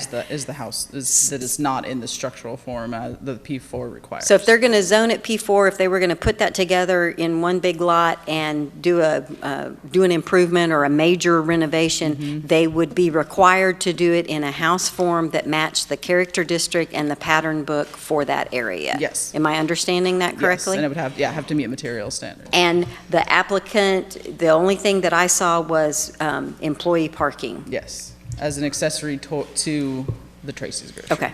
And Mayor, I would add that while there is a 60% impervious cover limit, there is nothing in our code that mandates it has to be concrete or asphalt. So they could park on the dirt as is with no improvement. And they could park cars with a P3 right now? There's nothing to keep them from parking cars on that right now? No. Okay. Councilmember Rogers, your light's on. Okay, to your question about them, let's say Tracy wants to expand it, do they have to do all of Tracy's into a house form or just a new expansion part? The new expansion part. So the new part they would build would have to be in a house form, but they could keep the original part. Yes, and it would depend on what percentage they're going to change. If they're going to build out, more than double the size, there'd probably be some of Tracy's that would have to possibly be modified, and that's part of what we'd have to review on when it's existing, non-conforming to the form, we would have to look at that on a case-by-case basis. And just so I make sure I understand what the mayor was saying, they can park on it right now the way it's zoned. There's no reason to rezone it for what they're wanting to use it for, is that correct? Yes. Okay, thank you. And they're not replatting, so it's 2 lots, so they have some side setbacks or not at all in the new code? So the side yard setbacks are dictated by the International Building and Fire Codes based on the occupancy level of the use. So I guess my point being kind of from Councilmember Rogers' point, if they wanted to expand, they can't just go blindly across that lot because because they're both zoned the same, because they would still, unless they went back in and replatted the lot. That would be the first step if they wanted to add on to Tracy's on the lot behind Tracy's. We would need them to replat into a lot so that they could then do that. Okay. All right. And I feel like I totally interrupted you. Were you done? Yes. Okay. Council, do you have any other questions for Ms. Bills? Councilmember Ennis? Can we ask why P&Z? What was the thinking on P&Z to turn it down? Councilmember, and let's let Mayor Pro Tem Nelson, since he's the liaison and he was at the meeting, and you can, because you were there, and that, I think that's the point of us having a liaison. That's fine.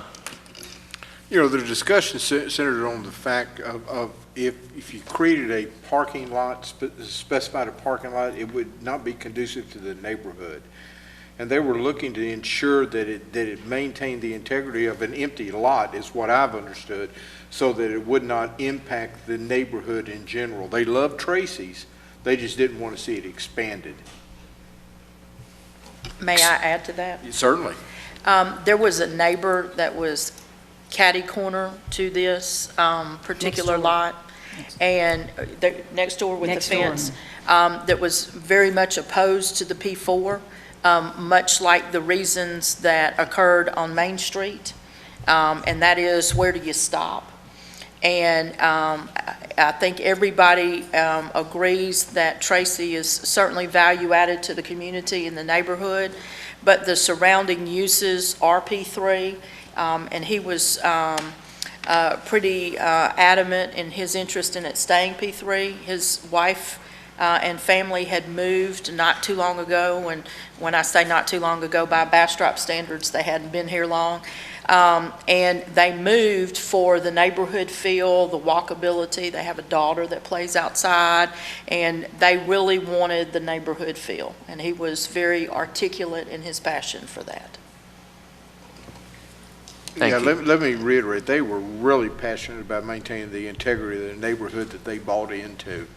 And their comments, I think, had an effect on the P&Z commission members to consider not approving any kind of zoning change. Thank you. It seemed, there was even a discussion at planning and zoning of, well, we're not sure if they're really using it for parking, but the applicant wasn't at P&Z, so the only thing that staff can go by is what was turned in. Is that correct, Ms. Bills? Correct. Have there been subsequent conversations with the applicant at all? And Mayor and Council, I will reiterate what Chairman Moore said probably 25 times. We don't regulate uses anymore.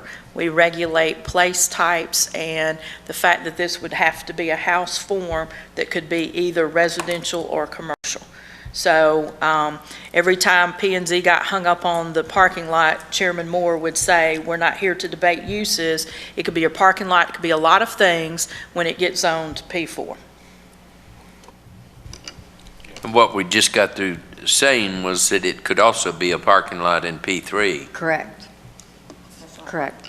And the impression that I got from watching and hearing the discussion was if, and Mayor Pro Tem Nelson, you can, and staff, you can agree or disagree. I was under the impression if they were going to replat it and make it one big lot and get P4, and if they were going to make substantial changes to it to where it ended up being another Moncure house or like one of the other houses on the street, but it remained Tracy's store, then I think the neighbor would know what was going to be happening, and it would be, you know, a bigger, better Tracy's store, and I think then they wouldn't have had a neighbor oppose it. But to, since we don't regulate uses, and since the only thing that the neighbors had to go on, much like the last two cases where people are, you know, they say the zoning, but they at least kind of want to know what they're getting the first time around. The only thing they had to go on was the parking lot. But if I remember correctly, this was, and we're saying it's a supermajority, it was a 4-3 vote, correct? 3-4. 3-4. I mean, it was close. Approved. It was a long discussion. It was close. All right. I have any other questions for staff before I open the public hearing? I am officially opening the public hearing, and I have one person signed up to speak, and that is Carrie Fossler. Ms. Fossler. Again, I'm Carrie Fossler. I live at 1903 Main Street, and I am a neighbor, closest neighbors of Tracy's, and I'm a business owner, and I come from a long line of grocery store and corner store owners, and I know that the value is high to the community and margins are slim, and whatever Tracy needs to succeed and thrive in this community, I support it. So I support the zoning change for them. Thank you very much, Ms. Fossler. Madam Secretary, I think that's all I had signed up for this public hearing. Yes, Mayor. I'm officially closing the public hearing. So, council? Move to approve. I have a motion to approve from Council Member Ennis, and you are, just to be clear, you are approving the zoning, you're making a motion to make the zoning be P4. Okay. And I have a second from Council Member Jackson. Is there any further discussion? Madam Secretary, if you'll call the roll. Councilmember Ennis? Yes. Councilmember Jackson? Councilmember Jackson votes yes. Mayor Pro Tem Nelson? No. Councilmember Rogers? No. Councilmember Peterson? No. And this requires a supermajority, so the motion fails, so the zoning will remain P3. Am I saying that correctly, staff? Okay, 9T is done. I made a huge mistake. Is Natalie Hirschberger still here? She was signed up for citizens' comments, and I apologize to her if we wore her out.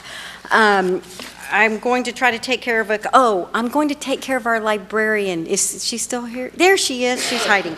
9A. We're on page 3, 9A. Consider action to approve resolution number R 2020-118 of the City Council of the City of Bastrop, Texas, supporting the Bastrop County 2020 Census Complete Count Committee and establishing an effective date. Good evening, Mayor and Council. I am here tonight not to talk to you about the library, but instead to ask for your support through the passage of this resolution of the Bastrop County Complete Count Committee. And that is a coalition of the cities in the county, the chambers of commerce, Bastrop County Cares, the county itself, and other nonprofit organizations to ensure a complete count in our community for the 2020 census. As you may or may not know, $675 billion with a B dollars are distributed through the federal government to communities every year based in part on census data. The Census Bureau right now is estimating that as much as 29% of our county could not report. George Washington University has a study out estimating that just for Health and Human Services programs, if we are undercounted, the state of Texas could stand to lose $300 million. That's for just 5 programs, there are 300 programs funded this way. So in addition to all the things you're familiar with, civics-wise, that the census does for us in terms of legislation and school districts, this has a big impact on funding for our community. So I'd be happy to answer any questions. Good job. Any questions for Ms. Sexton? I move to approve. I have a motion to approve from Councilmember Rogers. Second. I have a second from Councilmember Ennis. Is there any further discussion? Madam Secretary, if you'll call the roll. Councilmember Rogers? Yes. Councilmember Ennis? Yes. Councilmember Jackson? Councilmember Jackson votes yes. Mayor Pro Tem Nelson? Yes. Councilmember Peterson? Yes. Thank you, Council. The motion passes unanimously. Thank you very much, Ms. Thank Sexton. you. Appreciate you staying. Okay, I'm only doing it in order. It's not that I have a favorite, but we're going to go to 9F. Consider action to approve resolution number R 2019-113 of the City Council of the City of Bastrop, Texas, awarding a contract for the City of Bastrop streets, pavement, and preventative maintenance project to Angel Brother Enterprises Limited in the amount of $1,189,139.80.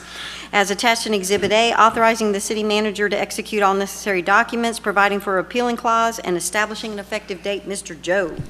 Thank you, Mayor and Council. As you probably recall, we've brought this back a couple of times.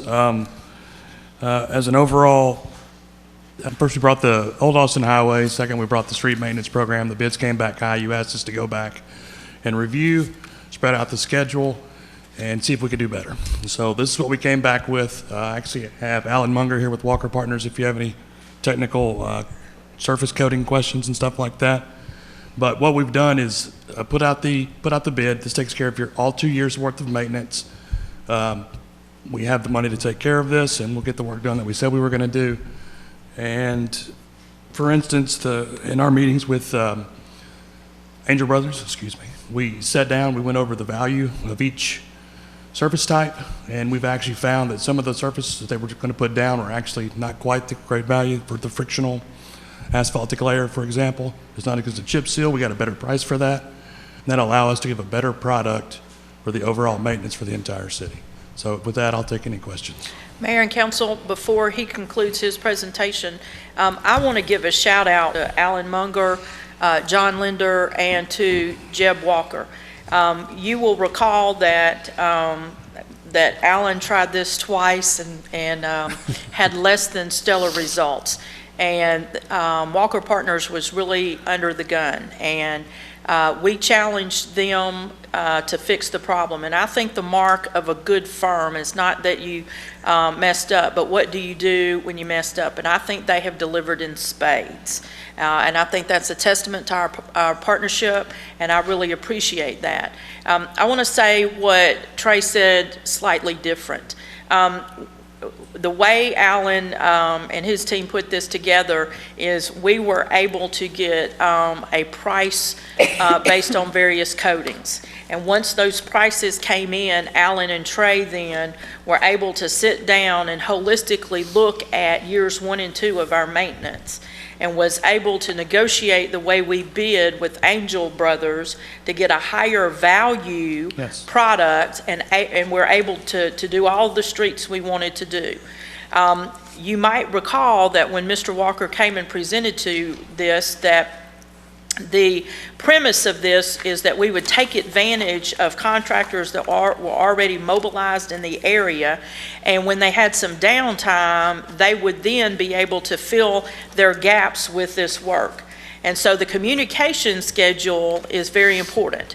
So we will be working with the contractor to have a very standardized protocol on communication. And Trey and Alan were very, very adamant with the contractor that they can't deviate from the plan. That once you tell us you're coming, you got to show up. So don't jerk us around because something else comes up. So I tell you that to tell you this is kind of a trial and error. We're going to do the best we can. We'll learn from this, and what doesn't work well, we'll do better. What works well, we'll do yet again. So with that. And I actually do have a couple slides just to get started. This is what you'll see first, is the project signs will go out. This is an area of the maps that we're going to perform the work. Just a reminder, a lot of the base detail for the repair that's going to be done, and then a quick map of the streets that are going to receive that 5-inch full depth repair. And then we'll go to the coatings, which is the second part, which will be done later on in the contract when the weather warms up. And this, you'll see some redundant streets, but what we're going to do is patch, bring them back structurally, and then we'll come back and do an overlay with the seal coat. And just to give you a reminder of the potential schedule, we might not quite make December 2nd. We're still looking at the pavement maintenance starting in the 1st of December, ending in April. And then April to July, we'll come back and do the coating. And the premise of this program is to keep the good streets That's good correct. while we're trying to finance and figure out how to fix the streets that are not in good repair. Council, I would draw your attention to page 271. If you brought your budget book with you, that is the list of streets and shows all of the maps. So it all ties back to the budget. We did not get year one done, so this is combining year one and year two together.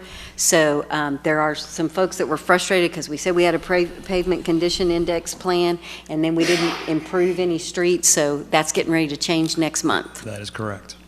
And then the sporadicness of the streets is what's allowing us to get that many streets done because they are going to be using it as backfill work. They're utilizing the techniques that the weather will allow them to do this time of year as well. So yes. And their availability, right? That's why we gave them a That's wider correct. schedule. Yeah, 12 months to complete, and they should be done. Councilmember Rogers? I didn't know my light was on. Oh. Mr. Munger, is there anything you want to share with us about Angel Brothers or anything? Bless your heart, you came all this way and sat all this time. I wanted to give you an opportunity to speak to council if you wanted. Howdy, Mayor Hi. and Council. I have nothing prepared. Angel Brothers is a very reputable firm. We said we were going to try to piggyback on TxDOT's contract. Angel Brothers was awarded work in the Bastrop area office. I know they're going to be on FM 20 between here and Lockhart. So they are in the area. They're doing a lot of work up on 290. So they're mobilized. They're here. I think y'all got a good one. Excellent. Thank you so much. Really appreciate Walker Partners. Thank you. Happy Thanksgiving to all of you. You too. Wait. Don't walk away yet. Since you walked the all red this, light. I got a key on these red lights. Since you walked all this way to give us that little short speech, the variables in the cost, the proposal tabulations on traffic and traffic control were quite a bit different between the Angel Brothers and the other two bidders, as well as on the 2.04, their seal coat treatment. I mean, there's a lot of variables there. My question is, I don't want to get into the engineering side of it. Should we be concerned? That's the nature of their business. I think the one that was highest was the sole bidder in the summer. They came back even higher this time. They just wanted to see what they could get. Angels, like I said, they had an advantage because they are in the area and they have a plant set up on 290. We're benefiting from that. Oh, yeah, the traffic control item is that they will develop their plan of attack. They'll submit it to me. We will approve their traffic control plan. So one is for their plan, the other traffic control item is for their implementation, actually putting out cones and flaggers and all those kinds of things. But we should feel good about it. I want to hear you say we should feel good about it. We should feel good about it. Thank you, Mr. Munger. I appreciate your comments. Yes, sir. Councilmember Rogers? I do know my light was on now. Okay. I wanted to, and I understand weather permitting and who knows what, but how realistic is July being the completion or the end of July? It's extremely realistic. They got to do it. Okay, because I was going to say school starts. Yep. Yep. Okay. And I that's just why want to make sure that there. Anne's got you on the recorder. That it's very important that we're going to be done by the end of July. They should be gone by They then. should be. But that gives them a factor of safety, I think. Okay, or margin thank you. of safety. Appreciate it. I hear we should feel good about it, is what. Councilmember Ennis? I'm extremely excited that we're on our way on this, and if it's appropriate, I'd like to make a motion to approve. Excellent. I will second. A motion to approve from Councilmember Ennis, a second from Councilmember Peterson. Is there any further discussion, council? Madam Secretary, if you'll call the roll. Councilmember Ennis. Yes. Councilmember Peterson. Yes. Councilmember Jackson. Councilmember Jackson votes yes. Mayor Pro Tem Nelson. Yes. Councilmember Rogers. Yes. Yeah, we're saying the same thing. All right, and last, but by no means least, and I am excited about this one, we're going to 9I, the bottom of page 4. Consider action to approve resolution number R 2019-115 of the City Council of the City of Bastrop, Texas, awarding a task order to Half Associates Incorporated for engineering design services related to the Gills Branch Drainage Flood Mitigation Project in the amount of $515,090 as attached in Exhibit A, authorizing the city manager execute all necessary documents, providing for a repealing clause, and establishing an effective date. Mr. Job. I won't be up here long. I know Paul has some slides he wants to talk about. I just wanted to kind of go back over what we've talked about. You asked him to bring you a complete design. That's what he's going to do here. I'm going to hand him the clicker and let him go through his slides and update you on what we plan to do. Thank you, Mr. Job. Mr. Morales? Mayor, Council, Melissa with Half Associates, round number 2. How do I move forward? Big button. Big button. Okay, so I'm here to briefly talk about the Gills Branch Flood Mitigation Engineering Design. It'll be for the full design. Last time I was here, I talked about doing a PER, which was 30% or preliminary engineering design. This is for the full design. I have a few slides. I'm going backwards. I have a few slides. Ooh, my image. There we go. I'm going to briefly talk about the project objectives of the full project. The whole goal of this project is to minimize the Gills Branch flooding overflow. As you've seen in the past, in 2015, you saw a lot of overflow that was flooding a good portion of the downtown area. This proposal will prepare design plans and specifications for all 3 phases. It'll be 100% design plans, which will be shovel-ready. It will also develop probable construction cost estimates and then also obtain any environmental permitting that will be needed since we're going to be working in the creek. The project task is part of this proposal. It's an extensive list of data collection items.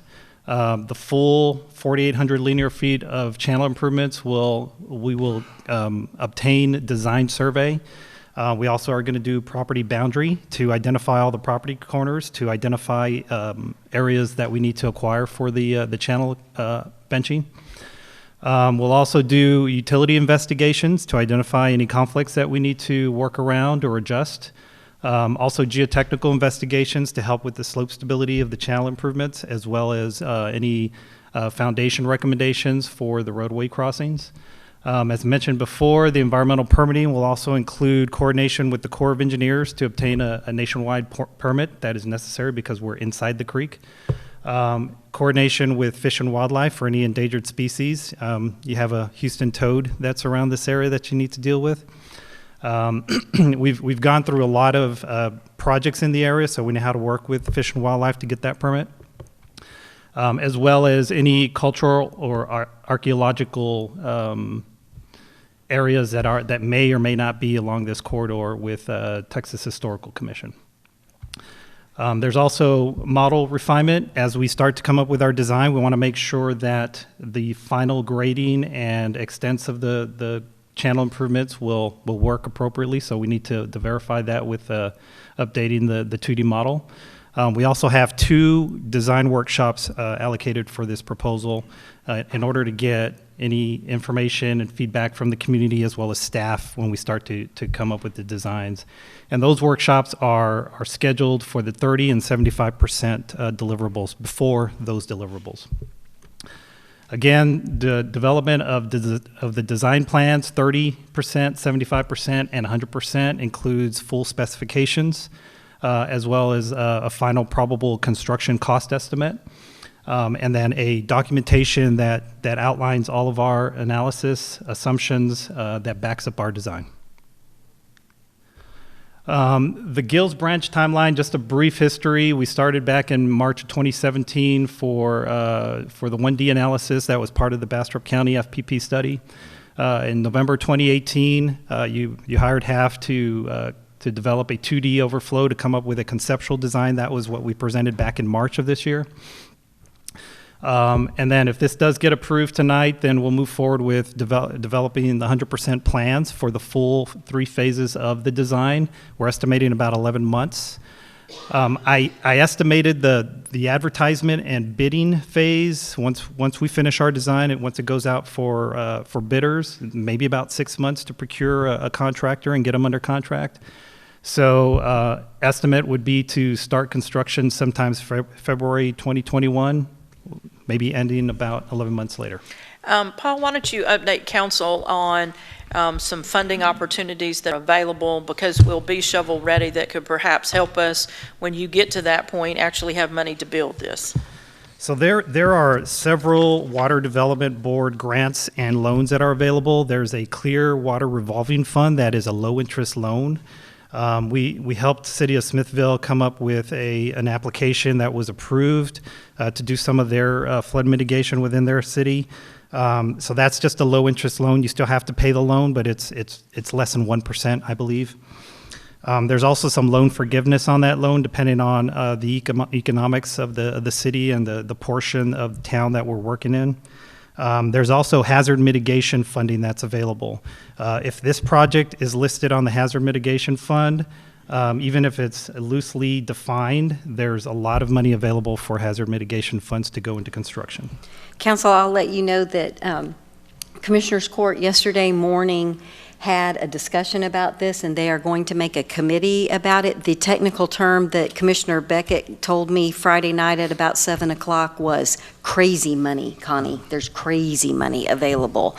So having shovel ready and the study that we all agree needs to be done, but at the last council meeting we talked about, well, we're kind of halfway doing 2 things instead of all the way doing 1 thing. I'm also going to see if we can get funding to conduct that study. So I was thrilled that Paul mentioned it this evening. So we have an engineer, the county's wanting us to do it.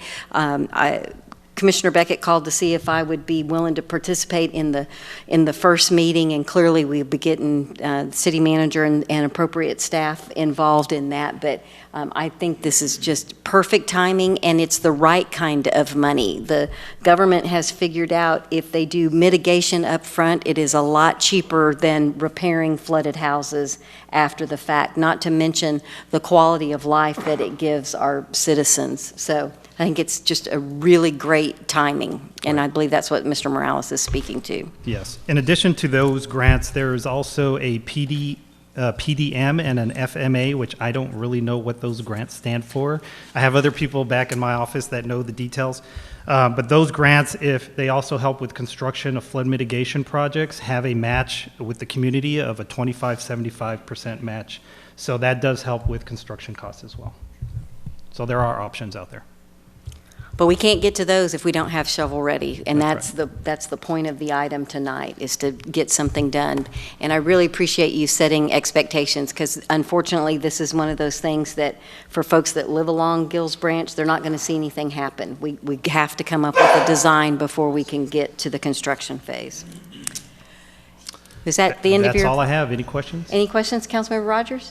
I move to approve. I have a motion to approve from Councilmember Rogers and a second from Councilmember Ennis. Is there any further discussion? Madam Secretary, if you'll call the roll. Councilmember Rogers? Yes. Councilmember Ennis? Yes. Councilmember Jackson? Councilmember Jackson votes yes. Mayor Pro Tem Nelson? Yes. Councilmember Peterson? Yes. Motion passes unanimously. Council, we have approved 9A, B, and C. And we know we have some Campo ones coming. I think it might be somewhat easier on Colin. We're just going to start with 9D and run through the rest of these. I don't think they're going to take a long time. 9D, I'm on the second one on page 4. Consider action to approve resolution number R 2019-100 of the City Council of the City of Bastrop, Texas, adopting a wholesale wastewater agreement with West Bastrop Village Municipal Utility District of Bastrop County and West Bastrop Village Limited. Attached is Exhibit A, authorizing the city manager to execute all necessary documents, providing for a repealing clause, and establishing an effective date. Ms. Umble. Mayor and council, to say that Trey and I are absolutely delighted about these items would be an understatement of epic proportion. Aaron, Trey, and I have been working with Dave, Myra, and their attorney, Ryan, it was Jody before Ryan retired, have been working through, and I want to publicly acknowledge and express my appreciation to David and Myra. They are the owners and developers of West Bastrop Village. They have been attempting to develop this subdivision for more than a decade, and the holdup has been access to water and wastewater. And so in order to make this deal work, we had to make the deal with Aqua. So now we can provide fire flow. We needed to get a wastewater treatment plant under construction so that we could ensure we could deliver wastewater. We needed the tower at 20 built so we can receive the water from Aqua and we can pressurize our system to provide them fire flow. So there was a lot of mechanics that had to happen to get to a point that we could bring this to you, the least of which is a standardized contract process that worked. And so we took the contracts y'all have approved, and we went in and vetted them, worked with Chris Eckroot, our rate attorney, and we stand before you with 9D and 9E. 9D will allow us to have a 50-year wholesale wastewater agreement with Bastrop Village Municipal Utility District and an automatic renewal. So we're getting married permanently. As I told Dave, when we pass, our names will be on the marker in the graveyard together. So we are seriously committed to them. 9E, while separate, I'll just tell you about it because it's the same process. 9E is our first arrangement where we will actually be selling wholesale water to West Bastrop Village that we acquire from Aqua as a wholesale provider. West Bastrop Village will decertify in the CCM, which is a Certificate of Convenience and Necessity with Aqua, and recertify with the City of Bastrop. So this is a lot of work, a lot of infrastructure to get to the point, but we appreciate their support because we have one more developer queued up that we believe will be able to provide wholesale wastewater to. So this kind of is the model of moving forward. So we're very excited to recommend for your approval this evening. Council, when the agenda was posted, I contacted the developer and said, just want to make sure we're all on the same page. And he sent me back a thumbs up, and I stood in my office with my hands in the air because there have been many conversations about this. So I just wanted to check for myself and make sure we were all on the same page. So I think this is clearly a win-win-win for everyone. Any further questions or comments? Yes, Mayor. I just wanted to tell the city manager how proud I am of the work that she did to get this to happen. I mean, before she came, we didn't have it. We couldn't buy all the things. I know she's been working for like 2 years on just the ability to do this. So I just wanted to commend her. Great team effort. Thank you, ma'am. And move to approve. All right, I have a motion to approve from Councilmember Rogers. Second. I have a second from Mayor Pro Tem Nelson. Is there any further discussion? Madam Secretary, if you'll call the roll. Councilmember Rogers? Yes. Mayor Pro Tem Nelson? Yes. Councilmember Jackson votes yes. Councilmember Ennis? Yes. Councilmember Peterson? Yes.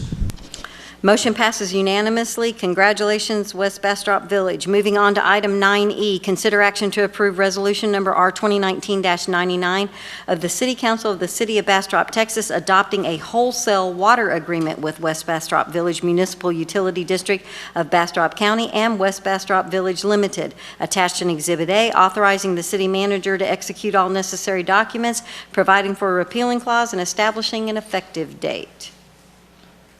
This is the yin to the yang. This is the water to the wastewater. Move to approve. Motion to approve from Councilmember Peterson. Second. I have a second from Councilmember Ennis. Is there any further discussion? Madam Secretary, if you'll call the roll. Councilmember Peterson? Yes. Councilmember Ennis? Yes. Councilmember Jackson votes yes. Mayor Pro Tem Nelson? Yes. Councilmember Rogers? Yes. Motion passes unanimously. Again, congratulations to West Bastrop Village. Moving on to item 9G, consider action to approve the first reading of ordinance 2019-75 of the City Council of the City of Bastrop, Texas, amending the Bastrop City Code of Ordinances, Chapter 2, titled Zoning Procedures, Article 2.4, titled Administration, Sections 2.4.002B and 2.4.003B, allowing zoning board of adjustment members to be alternates to the Planning and Zoning Commission, attached as Exhibit A, providing for findings of fact, enactment, dissolution, repealer, severability, and providing an effective date, proper notice and meeting, and move to include on the December 10th, 2019 consent agenda for a second reading. Ms. Waldron. So this ordinance is to comply with your request to have the alternates for the ZBA to be able to be alternates for the planning and zoning. Sorry, members of All the ZBA members to of be the alternates for the zoning planning board and of zoning. adjustments can be alternates for planning and zoning so that they can make a quorum, knowing that So with... it did require adjustments to both of these sections, and that's all this is. And these are sections that weren't included in the other one. That's why the consent agenda item is what it is. Any questions? Councilmember Rogers? Approve the first reading. I have a motion to approve from Mayor Pro Tem Nelson. Second. Because he talked over Councilmember Rogers, and a second from Councilmember Rogers. Is there any further discussion? Madam Secretary, if you'll call the roll. Mayor Pro Tem Nelson? Yes. Councilmember Rogers? Yes. Councilmember Jackson votes yes. Councilmember Ennis? Yes. Councilmember Peterson? Yes. Motion passes unanimously. Thank you very much, Ms. Waldron. The staff report was really good on this. It was very clear what we were trying to do. Moving on to item 9H, consider action to approve resolution number R 2019-122 of the City Council of the City of Bastrop, Texas, authorizing a license to encroach with TDS Solutions LLC to erect a sign for Stem and Stone Restaurant in a public utility easement as attached as Exhibit A, authorizing the city manager to execute necessary documents, providing for a repealing clause, and establishing an effective date. Mr. Joe. Thank you, Mayor and Council. TDS Solutions LLC is Stem and Stone. So the new restaurant that just opened up, they're interested in putting in a sign, and it's going to encroach into the public right-of-way. Into the public utility easement. There's a 10-foot easement there up the front. We've checked for utilities. We've cleared. The city's cleared. We've also, the person who will be building the sign has went through each utility and had them sign off as well. The only ones we couldn't get contact from was AT&T. We've reached out to them as the city, and we're waiting on a response. But other than that, everybody has cleared And they are non-responsive regardless of the issue, so That is we'll take correct. their silence as a yes. Yes. That's exactly what I meant to say. Yeah. And so if someday the state decides that they want to widen Chestnut, and I know we don't want to widen Chestnut, but they understand that they're in an easement and it is what it is. They do. They're not in the TxDOT right away. They're in the public utility easement, which is outside, but they do understand, and in the agreement, they realize that they'll have to move it if we need it for utility at a later date. Okay. And that has been very clear. Councilmember Rogers? Well, I just had a question on that one sign. I'm not sure where the vacant pole sign kind of frame is. Is that on their property, or is it on? It is on, technically it's on their property in a public utility easement. Does that make sense? Yes. Do we know if they're going to be taking that old frame down, if they're going to get any? You know what I'm saying? That old. I don't think I do. So there's an existing frame sign there, is what we're talking about. That is, I don't know. That's an excellent question. I can't imagine it would stay, but I'll follow up with the Well, I just owner thought and bring it we're back. looking at the sign ordinance of taking some of that old framing down. If they're not going to use it, I would Yes. appreciate they took that down. And just since Doc Jackson can't talk, there's no roads going in, so that monument sign won't block any roads. Since I know you can't talk very well, I'll talk for you. That's correct. It will Okay. have to meet the site triangle requirements in the new code. Because we included the site triangle in the ordinance that we adopted. I just want to make sure he was taken care of since he was Well, adamantly he clear is, about and it. we met with the developer today, and we specifically told them they had to put that site distance triangle in the contract for Councilmember Jackson. And we will That's go true. out and do a field test to make sure that it is met before they install anything. Yes, ma'am. No, that's All absolutely. right, great. Any other questions for Mr. Job, council? Anybody want to make a motion? I move to approve, I guess. Second. I have a motion from Councilmember Rogers and a second from Councilmember Ennis. Any further discussion? Madam Secretary, if you'll call the roll. Councilmember Rogers, Yeah, why not? Councilmember Ennis, Yes. Councilmember Jackson votes yes. Mayor Pro Tem Nelson. Yes. Councilmember Peterson. Yes. Motion passes unanimously. It is approved. We have already approved 9I. We're on 9J. This is one of the Campo ones. There's not going to be a presentation because you already saw it. 9J, top of page 5. Consider action to approve resolution number R 2019-128 of the City Council of the City of Bastrop, Texas, supporting the extension of Jessica Place to Blakey Lane for the inclusion in the Campo, I'm just saying Campo, Regional Transportation Plan 2045 call for projects, authorizing the city manager to execute all necessary documentation and establishing an effective date. Move to approve. I have a motion to approve from Councilmember Ennis. Second. I have a second from Councilmember Rogers. Is there any further discussion? Madam Secretary, if you'll call the roll. Councilmember Ennis, Yes. Councilmember Rogers, Yes. Councilmember Jackson votes yes. Mayor Pro Tem Nelson. Yes. Councilmember Peterson. Yes. Thank you, council. The motion passes unanimously. 9K, consider action to approve resolution number R 2019-125 of the City Council of the City of Bastrop, Texas, supporting the submission of State Highway 95 in the city limits of Bastrop for inclusion in the Campo RTP 2045 call for projects as a co-sponsor with TxDOT, authorizing the city manager to execute all necessary documentation and establishing an effective date. Move to approve. I have a motion to approve from Councilmember Ennis and a second from Councilmember Peterson. Is there any further discussion? Madam Secretary, if you'll call the roll.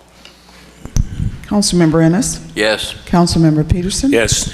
Councilmember Jackson votes yes. Mayor Pro Tem Nelson. Yes. Councilmember Rogers. Yes. Motion passes unanimously. Thank you, council. Moving on to item 9L, consider action to approve resolution number R 2019-126 of the City Council of the City of Bastrop, Texas, supporting the submission of Farm to Market Road 969 in the city limits of Bastrop for inclusion in the Campo RTP 2045 call for projects as a co-sponsor with TxDOT, authorizing the city manager to execute all necessary documentation and establishing an effective date. Move to approve. Second. I have a motion to approve from Councilmember Ennis and a second from Councilmember Rogers. Is there any further discussion? Madam Secretary, if you'll call the roll. Councilmember Ennis, Yes. Councilmember Rogers, Yes. Councilmember Jackson votes yes. Mayor Pro Tem Nelson. Yes. Councilmember Peterson. Yes. Motion passes unanimously. Thank you, council. We're moving on to item 9M. Consider action to approve resolution number R 2019-130 of the City Council of the City of Bastrop, Texas, supporting Bastrop County's submission of a new bridge across the Colorado River connecting State Highway 304 Shiloh Road to State Highway 71 through Tahitian Village, connecting with Margie's Way with an additional segment within the City of Bastrop, Lover's Lane, connecting to State Highway 71 for inclusion in the Campo RTP 2045 call for projects, authorizing the city manager to execute all necessary documentation and establishing an effective date. Councilmember Jackson, a motion from Councilmember Jackson for approval. Second. A second from Councilmember Rogers. Is there any further discussion? Madam Secretary, if you'll call the roll. Councilmember Jackson votes yes. Councilmember Rogers, Yes. Councilmember Ennis. Yes. Mayor Pro Tem Nelson. Yes. Councilmember Peterson. Yes. Motion passes unanimously. Council, we've already taken care of 9N. Moving on to 9O. Consider action to approve resolution number R 2019-129 of the City Council of the City of Bastrop, Texas, supporting the rehabilitation of the Old Iron Bridge for inclusion in the Campo RTP 2045 call for projects, authorizing the city manager to execute all necessary documentation and establishing an effective date. Move to approve. I have a motion to approve from Councilmember Ennis and a second from Councilmember Rogers. Is there any further discussion? Yes, ma'am, I have a question. Mayor Pro Tem Nelson? On the Old Iron Bridge, are we going to use the grant that we had written, last February as a template for this grant application, or are we going to submit something fairly new? I'm not sure I understand the question. We'd submitted a grant application for, I think in February, for ED, or That was on economic development. Agnes. I'm sorry, wrong agenda item, thank you. Any further discussion on the Old Iron Bridge? Madam Secretary, if you'll call the roll. Councilmember Ennis, Yes. Councilmember Rogers, Yes. Councilmember Jackson. Councilmember Jackson votes yes. Mayor Pro Tem Nelson. Yes. Councilmember Peterson. Yes. We're doing good, Council. We're moving on to 9P. Hold a public hearing and consider action to approve the first reading of ordinance 2019-67 of the City Council of the City of Bastrop, Texas, rezoning 0.683 acres of Farm Lot 37 east of Main from P3 neighborhood to P5 core, located at 1302 State Highway 95 within the city limits of Bastrop, Texas, as shown in Exhibit A, including a severability clause and establishing an effective date, and move to include on the December 10th, 2019 consent agenda for second reading. And Mayor and Council, I don't know that all of you have met Allison Long. Allison is the person that we hired to fill the planning position that we added last year. And you will recall that when we talked about it in the budget process, that Allison was going to be in charge of coordinating the records for planning and zoning so that we could transition from paper to paperless, and she has done an outstanding job. You are seeing her for the first time tonight on zoning cases. We had 12 rezoning cases, so Allison, and Jennifer took them. She is also filling in on the building inspection side and helps in the building technician position and keeps us on the straight and narrow on building inspection. But I did not want her to come to the podium and y'all go, who is that? Who is that, So we Allison? have two Allison L's, a Long and a Land, and this is Allison Long. Ms. Long. All right, thank you. Yes, I was going to make a joke about our last names, but you got it out of the way. So this property owner is requesting to rezone a portion of their tract from P3 to P5, and I am going to skip ahead to the visual.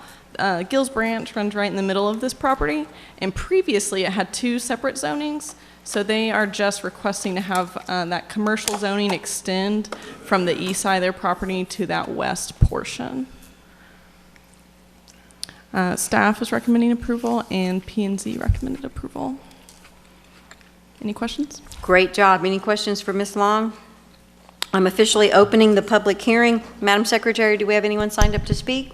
No, Mayor. I'm officially closing the public hearing.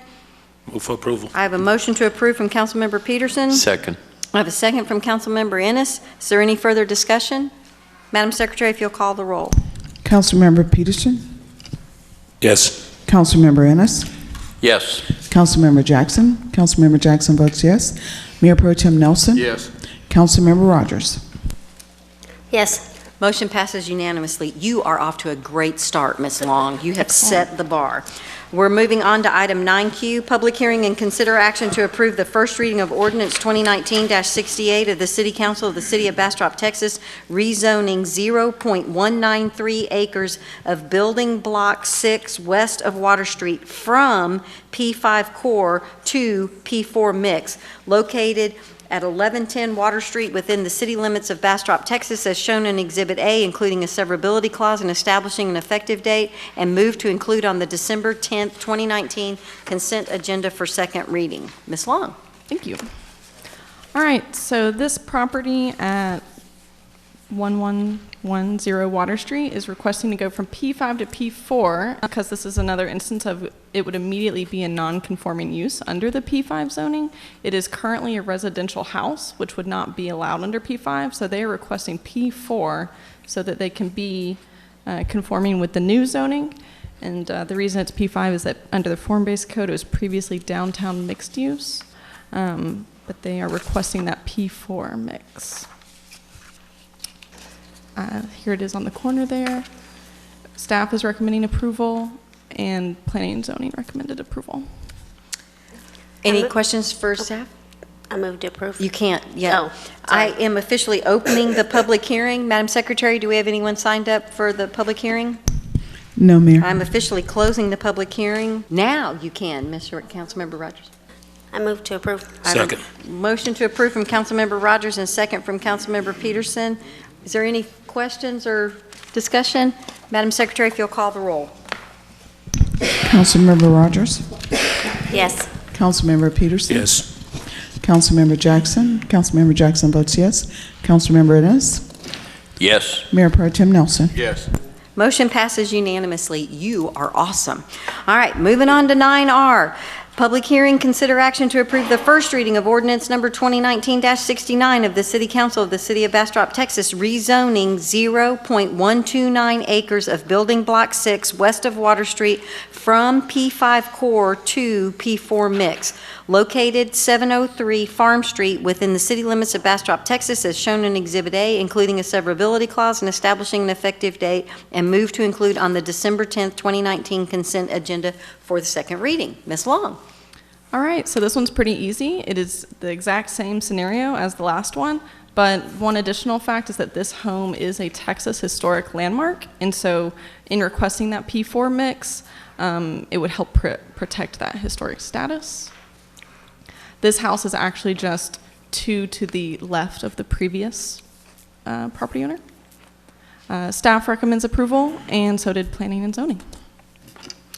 All right, any questions for staff before I open the public hearing? I am officially opening the public hearing. Madam Secretary, do we have anyone signed up to speak? No, Mayor. I'm officially closing the public hearing. Move to approve. I have a motion to approve from Second. Councilmember Ennis and a second from Councilmember Peterson. Any further discussion? Madam Secretary, if you'll call the roll. Councilmember Ennis? Yes. Councilmember Peterson? Yes. Councilmember Jackson? Councilmember Jackson votes yes. Mayor Pro Tem Nelson? Yes. Councilmember Rogers? Yes. Motion passes unanimously. Thank you, Council. We're moving on to item 9S. I believe Councilmember Ennis is going to recuse himself from this item. Conduct public hearing and consider action to approve the first reading of ordinance number 2019-70 of the City Council of the City of Bastrop, Texas, rezoning 0.353 acres of Building Block 8 west of Water Street from public civic place type civic space to place type 5 core, located at 1028 Main Street within the city limits of Bastrop, Texas, as shown in Exhibit A, including a severability clause and establishing an effective date, and move to include on the December 10th, 2019 consent agenda for second reading. Ms. Long. All right, so this is a property on Main Street, 1028 Main. Right now it is the Fellowship Hall for the Calvary Episcopal Church.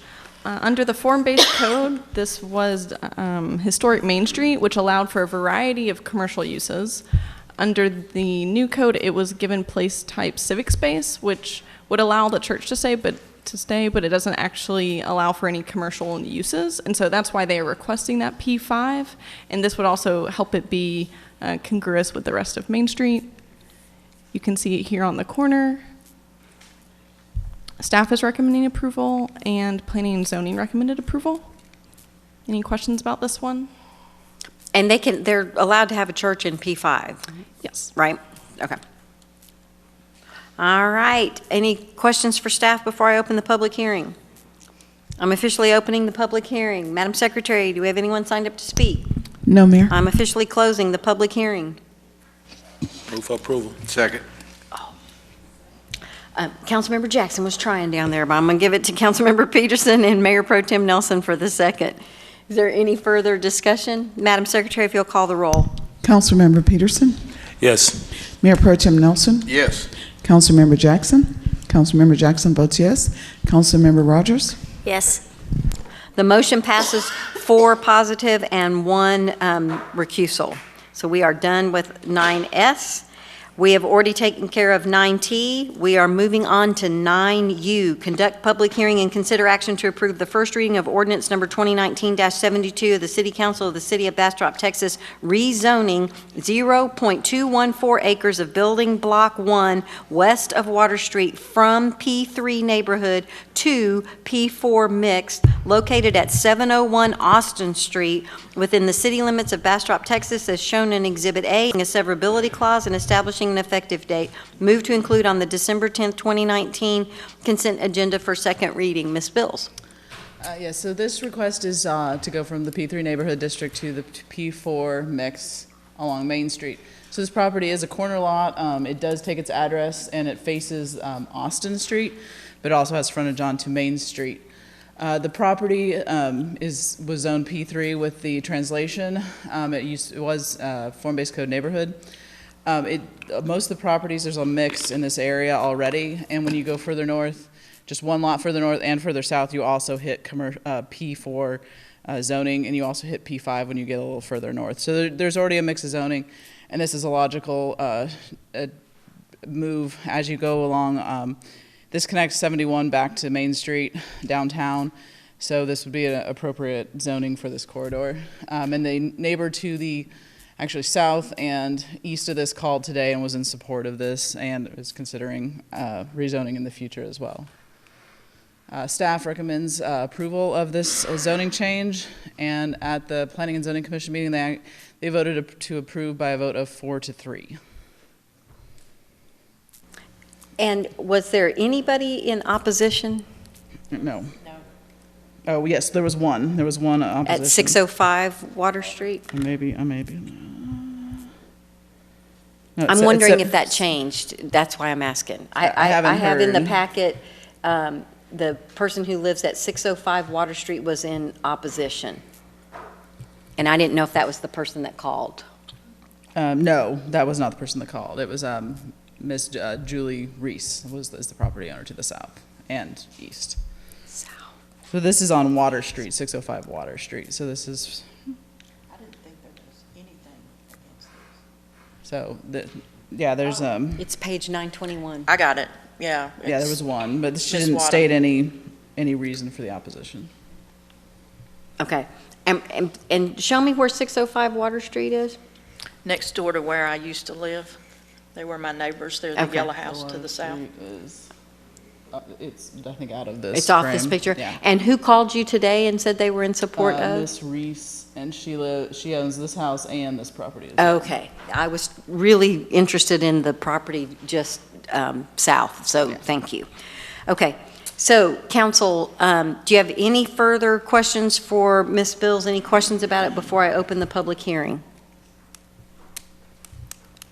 I'm officially opening the public hearing. Madam Secretary, do we have anyone signed up to speak? No, Mayor. I'm officially closing the public hearing. And would you put back up how P&Z voted? And so they voted for approval, and it was a 4-3. Mayor Pro Tem Nelson, is there anything you want to share with council before they vote from the meeting? No, I mean, it was clear they discussed it out. The city manager having some familiarity with the area had added some comments. I'd like to hear or reiterate those comments that she made. So, Jennifer, put the location map back up. The journey that we took to rezone all of the property in town was like for like. And so the history, and Jennifer, help me if I get this wrong, is that Austin Street was a bridge in the form-based code between what was residential to a more mixed-use type development. So the only thing in that area that is true residential is Austin Street. And so Travis and I still pay rent at 801 Austin, even though we've moved to a new location. And when you walk that neighborhood, you really can't go more than 2 or 3 houses either direction before you come to a commercial application. So this neighborhood is very much transitional, P-form, P4 house form commercial. So this change on the on the corner is not going to have any material change to the way this neighborhood functions and currently operates. There are attorney office, dentist office, churches. The old museum is mixed use, got residential and commercial. You've got the Masonic Lodge at the corner. You've got a beauty shop on the corner of Emil. You've got Casa in that general area. So it's very much a transitional neighborhood. And so some of the P&Z were very much interested in protecting the integrity of P3, and but 4 of them agreed that there was so much transition that going to P4 would not substantially change what was already there.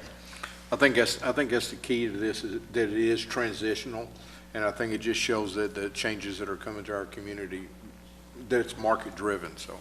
Well, and to reiterate, and I know council knows this, even with commercial, with P4, it has to be in-house form. So and I think that's how that maintains the integrity of the community. So the public hearing is closed. If there's any further questions, or if anyone wants to make a motion. Move to approve. I have a motion to approve from Mayor Pro Tem Nelson and a second from Council Member Ennis. Any further discussion? Madam Secretary, if you'll call the roll. Mayor Pro Tem Nelson. Yes. Councilmember Ennis. Yes. Councilmember Jackson. Councilmember Jackson votes yes. Councilmember Rogers. Yes. Councilmember Peterson. Yes. Motion passes unanimously. Ms. Bills, you did a good job, too. I'm going to only tell Allison Long that. 9V, consider action to approve resolution number R 2019-127 of the City Council of the City of Bastrop, Texas, supporting the completion of Agnes Street for inclusion in the Campo RTP 2045 call for projects, authorizing the city manager to execute all necessary documentation and establishing an effective date. Mayor Pro Tem Nelson, do you have any comments on this item? Yeah, we'd submitted a grant, economic development grant, some while back, and it was not funded from that. It kind of put us back for a while. I was wondering if we were going to utilize that as a template for this application, or if we were going to look at revamping our application to heighten our chances. I think if you will recall what Tony indicated, that when you put your project on this list, that there's currently no funding, but it puts you in line if there is funding. And the parameters of the project that we submitted to the Economic Development Administration is the same, and it is going to be the connection piece between Agnes that ends at Seton and will connect to Agnes that's probably 2 blocks west of Hassler. So we will use the same profile, the same information, the commitment of the right-of-way. I believe, Trey, correct me if I'm wrong, some preliminary design work has been done as far as estimating where the right-of-way is going to go and so forth. So we're not, we've got more invested in this than we do in the Blakey to the north. The reason for choosing Blakey to the north and Agnes to the south is in our work plans, y'all have been very clear about addressing the accessibility challenges that we have with 71, so this will continue that. We will also use this as future grants if we're aware of any funding, because we appreciate the connectivity needed, as well as the economic development opportunities this particular area brings to the table with the Nixon track, Duke McDowell's property that's commercial. So there's real interest, and every time we see a grant come in, we're always thinking of Agnes. Well, I'm always into lessons learned. I want to make sure that what we submit is a cleaner version or an improved version of that original. I don't believe that our application, this is Linda talking, not your city manager. I don't believe our application was the problem.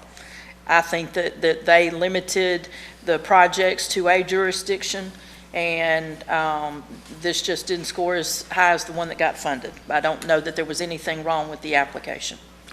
Would you be adverse to furnishing me that application? I'd be happy to do that, sir. Thank you so much.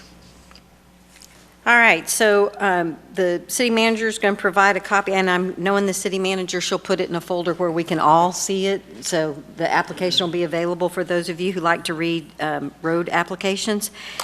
Is there any discussion, or would anyone like to make a motion? Move to approve. Have a motion to approve from Councilmember Ennis. Second. A second from Mayor Pro Tem Nelson. Madam Secretary, if you will call the roll. Councilmember Ennis. Yes. Mayor Pro Tem Nelson. Yes. Councilmember Jackson. Councilmember Jackson votes yes. Councilmember Rogers. Yes. Councilmember Peterson. Yes.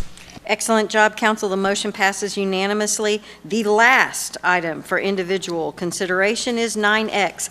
Consider action to approve resolution number R 2019-124, the City Council of the City of Bastrop, Texas, ratifying the mayor's board appointments, providing for a repealing clause, and establishing an effective date. Council, you may recall that a few months ago we put Ed Scarnulis on Main Street, and he faithfully went to it for a few months, and I think it ended up just really not being a good match for him, and he has resigned from the Main Street Board, but very much wants to stay involved in the community, and so I am proposing and have appointed him to Planning and Zoning that had a last-minute opening because someone had a job situation where they weren't able to come to the meetings anymore. Mr. Scarnulis lives in Pecan Park, and we currently have no one in Pecan Park on our Planning and Zoning.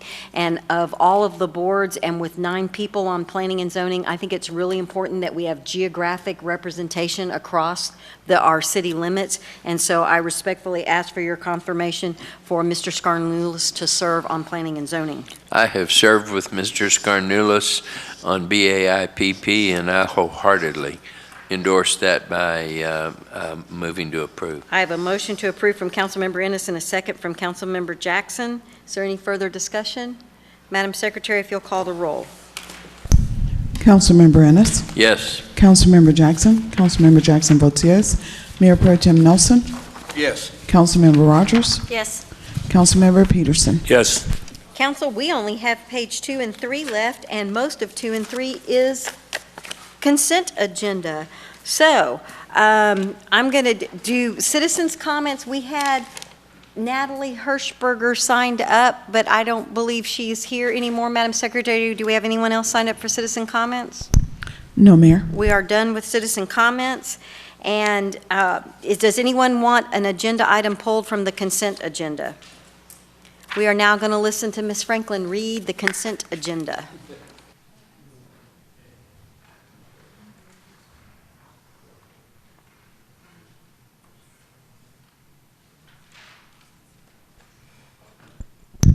The consent agenda reads as follows.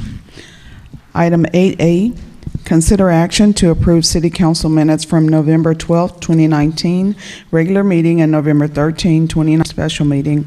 Item 8B, consider action to approve the second reading of ordinance number 2019-59 of the City Council of the City of Bastrop, Texas, rezoning 65.926 acres out of the Nancy Blakey Survey, Abstract 98 from GR General Retail to Bastrop Grove Planned Development District with a base residential use located south of Agnes Street and east of State Highway 304 within the city limits of Bastrop, Texas, as shown in Exhibits A, B, and C, including a severability clause and establishing an effective date. Item 8C, consider action to approve the second reading of ordinance number 2019-44 of the City Council of the City of Bastrop, Texas, amending the Bastrop City Code of Ordinances, Chapter 1, titled General Provisions, Article 1.02, titled Administration, Section 1.02.002, Article 1.04, titled Boards, Committees, and Commissions, Sections 1.04.001, 1.04.002, and adding 1.04.003. Article 1.05, titled Housing Authority, Section 1.05.002, Article 1.10, titled Parks, Section 1.10.001, Article 1.12, titled Libraries, Division 2, titled Library Board, Section 1.12.062, Article 1.15, titled Code of Ethics. Division 3, titled Implementation, Section 1.15.013, Article 1.16, titled Art in Public Places, Section 1.16.002 and 1.16.003, Article 1.17, titled Main Street Advisory Board, Section 1.17.001, Chapter 3, titled Building Regulations, Article 3.02, titled Construction Standards Board of Adjustments and Appeals, Section 3.02.001, 3.02.002, and 3.02.003, Chapter 15, titled Cemeteries, Article 15.01, titled Fairview Cemetery, Section 15.01.002, Unifying Appointments, Terms, Number of Members, Residency Requirements, and the Filing of Vacancies for City Boards and Commissions attached as Exhibit A, Providing for Findings of Fact, Enactment, Dissolution, Repealers, Severability, and Providing an Effective Date, proper notice, and meeting.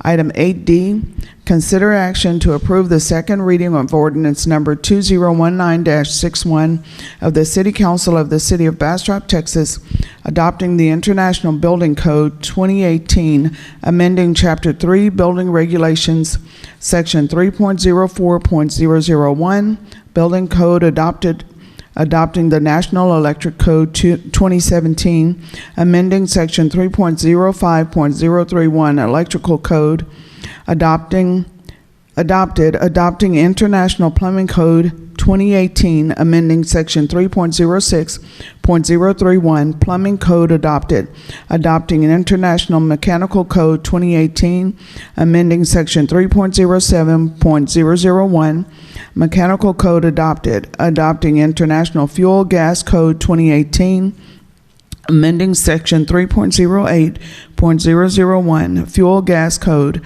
adopting International Residential Code 2018, amending Section 3.09.001 Residential Code, adopting International Energy Conservation Code 2018, amending Section 3.10.001 Energy Conservation Code, adopting International Green Construction Code 2018, amending Section 3.14.001 International Green Construction Code, adopting the International Swimming Pool and Spa Code 2018, amending Section 3.15.001 Swimming Pool Code, adopting repealing Section 3.15.002 Screening and Fencing, adopting International Existing Building Code 2018, amending Section 3.13.001 Existing Building Code adopted and adopting the International Fire Code 2018, amending Chapter 5 Fire Prevention and Protection, Section 5.02.001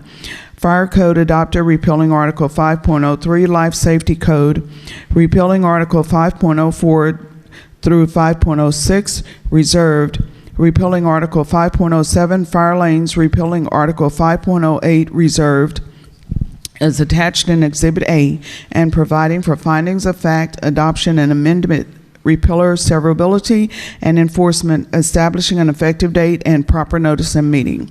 Item 8E, consider action to approve the second reading of ordinance number 2019-56 of the City Council of the City of Bastrop, Texas, repealing and replacing Chapter 6 Health and Sanitation as attached in Exhibit A, and repealing and replacing Chapter 8 Offenses and Nuisances as attached in Exhibit B, and providing for findings of fact, adoption, repealers, severability, and enforcement, establishing an effective date and proper notice and meeting. Item 8F, consider action to approve the second reading of ordinance number 2019-60 of the City Council of the City of Bastrop, Texas, amending the Bastrop City Code of Ordinances, Chapter 13, Utilities, adding Article 13.12, Impact Fees, and providing for findings of fact, enactment, enforcement, a repealer, and severability, establishing an effective date and proper notice and meeting. This concludes the consent agenda. Could you read that again? I'm just kidding. Great job, great job. All right, council, you've heard the consent agenda. Move for approval. I have a motion to approve from Councilmember Peterson, Second. a second from Councilmember Rogers. Any further discussion? Madam Secretary, if you'll call the roll. Councilmember Peterson, Yes, I thought we'd have to give you a halftime. Councilmember Rogers, Yes. Councilmember Jackson votes yes. Councilmember Ennis, Yes. Mayor Pro Tem Nelson. Yes. All right, council, the motion passes unanimously. The consent agenda is approved as read.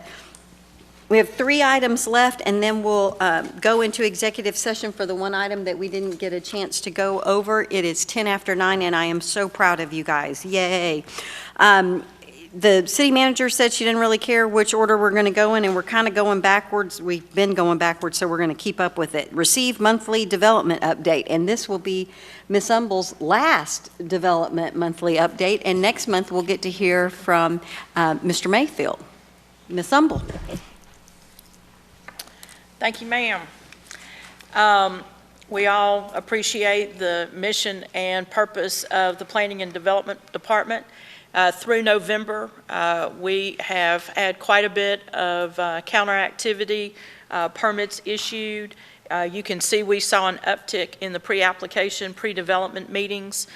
We had a number of people that were just waiting for the codes to pass, and we're seeing, I think Thursday we met with 4 applications, and Vivi's already booking us several weeks out. So we're excited about the uptick in activity.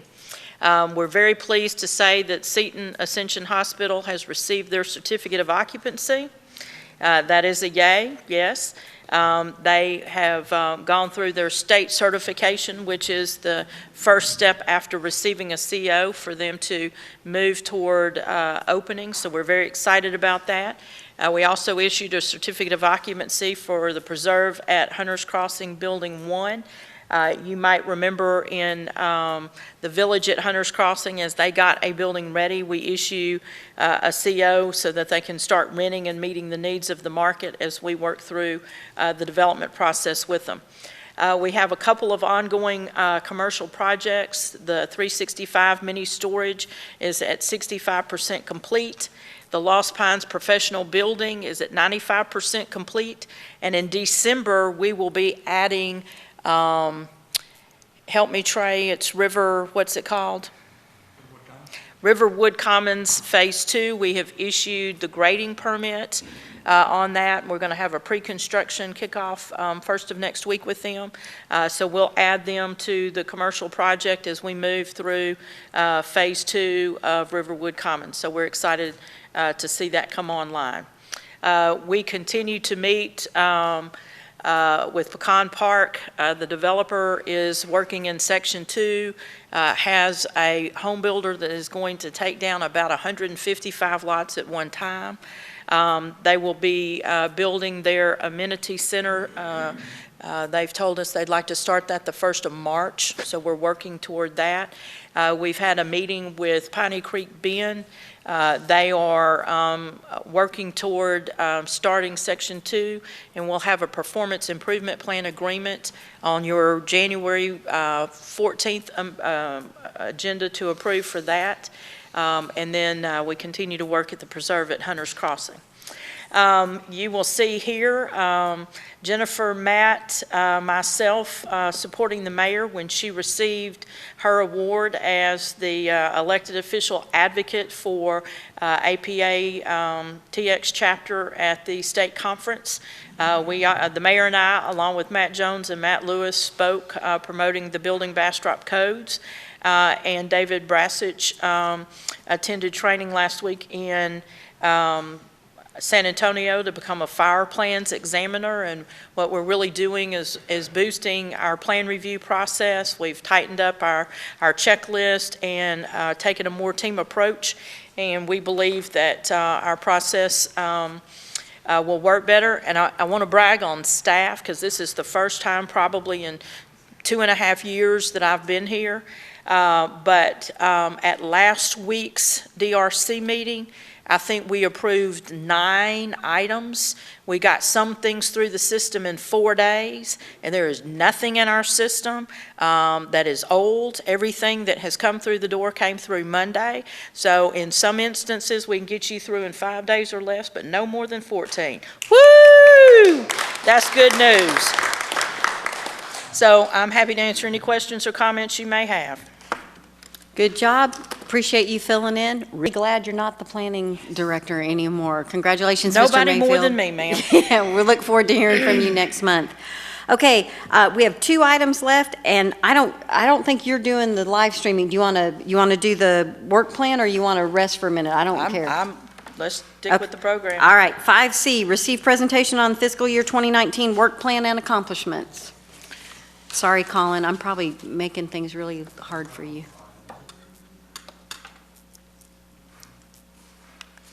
All right, Mayor and Council, as you are aware, as a part of my employment contract, I give updates twice a year, mid-year and at the end of the year on the work plan. That's how I'm held accountable to the operational portion of the work product that is delivered.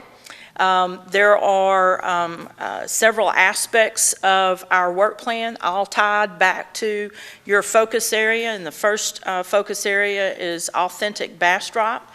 The Main Street Rehabilitation Program, you might remember, is something that was funded in 2013. We did a certificate of obligation in 2017 to fund the remaining portions of that project.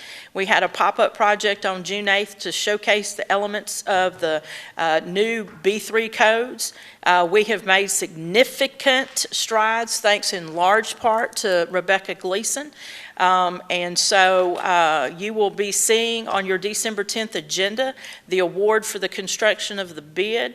And because we have made a commitment to Mayor Schrader that the construction will start on January 2nd, we're going to mobilize on January 2nd, and we're going to start Main Street rehabilitation in 2020. And Councilmember Ennis, I did everything I knew to do to get that at 3:01. But according to Chief Nagy, there just aren't enough unrogued chickens out there to help us with it. We have caught all the chickens we can, and the ones that are left are just rogue. So we are at 297, so I said almost 300 chickens out of downtown. The North Main Community Rehabilitation Project, the drainage portion is complete. The sewer project is underway. We are waiting right now on manhole covers, so all of this is kind of stacked. We can't do water and streets until we get through with the sewer. Part of what has changed the scheduling of this is the CDBG money and the funding and going through that process. So we got what we could done, we waited on it, and so in mid-January we'll complete that move to water, and the streets should be done in May. The Cultural Arts Master Plan was accepted by Council in September.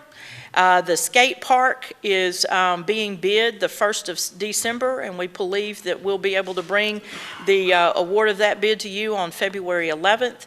And the local government certification program is in progress with the Historical Landmark Commission. Thank you for that beautiful picture, City Manager. Yes, I happened to take that because I knew I wouldn't get arrested for trespassing. And I need a historic home. So you cut your grass that day. It was beautiful. I appreciate the acknowledgement. The next area is communication, and I am especially proud of the level of communication that this organization has done this year. We started the electronic newsletter, and that's a project that Rick Gillison does for us.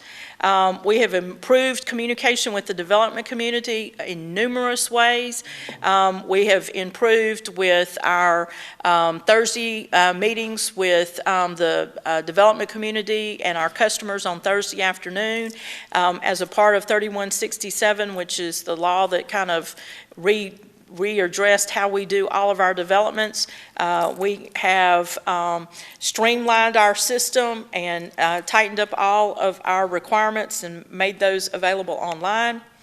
The improved presence on social media, I really can't underscore the significance of this. I appreciate Colin and Rick standardizing our look because it's branded us. In Facebook, we had almost 2,500 posts on Facebook.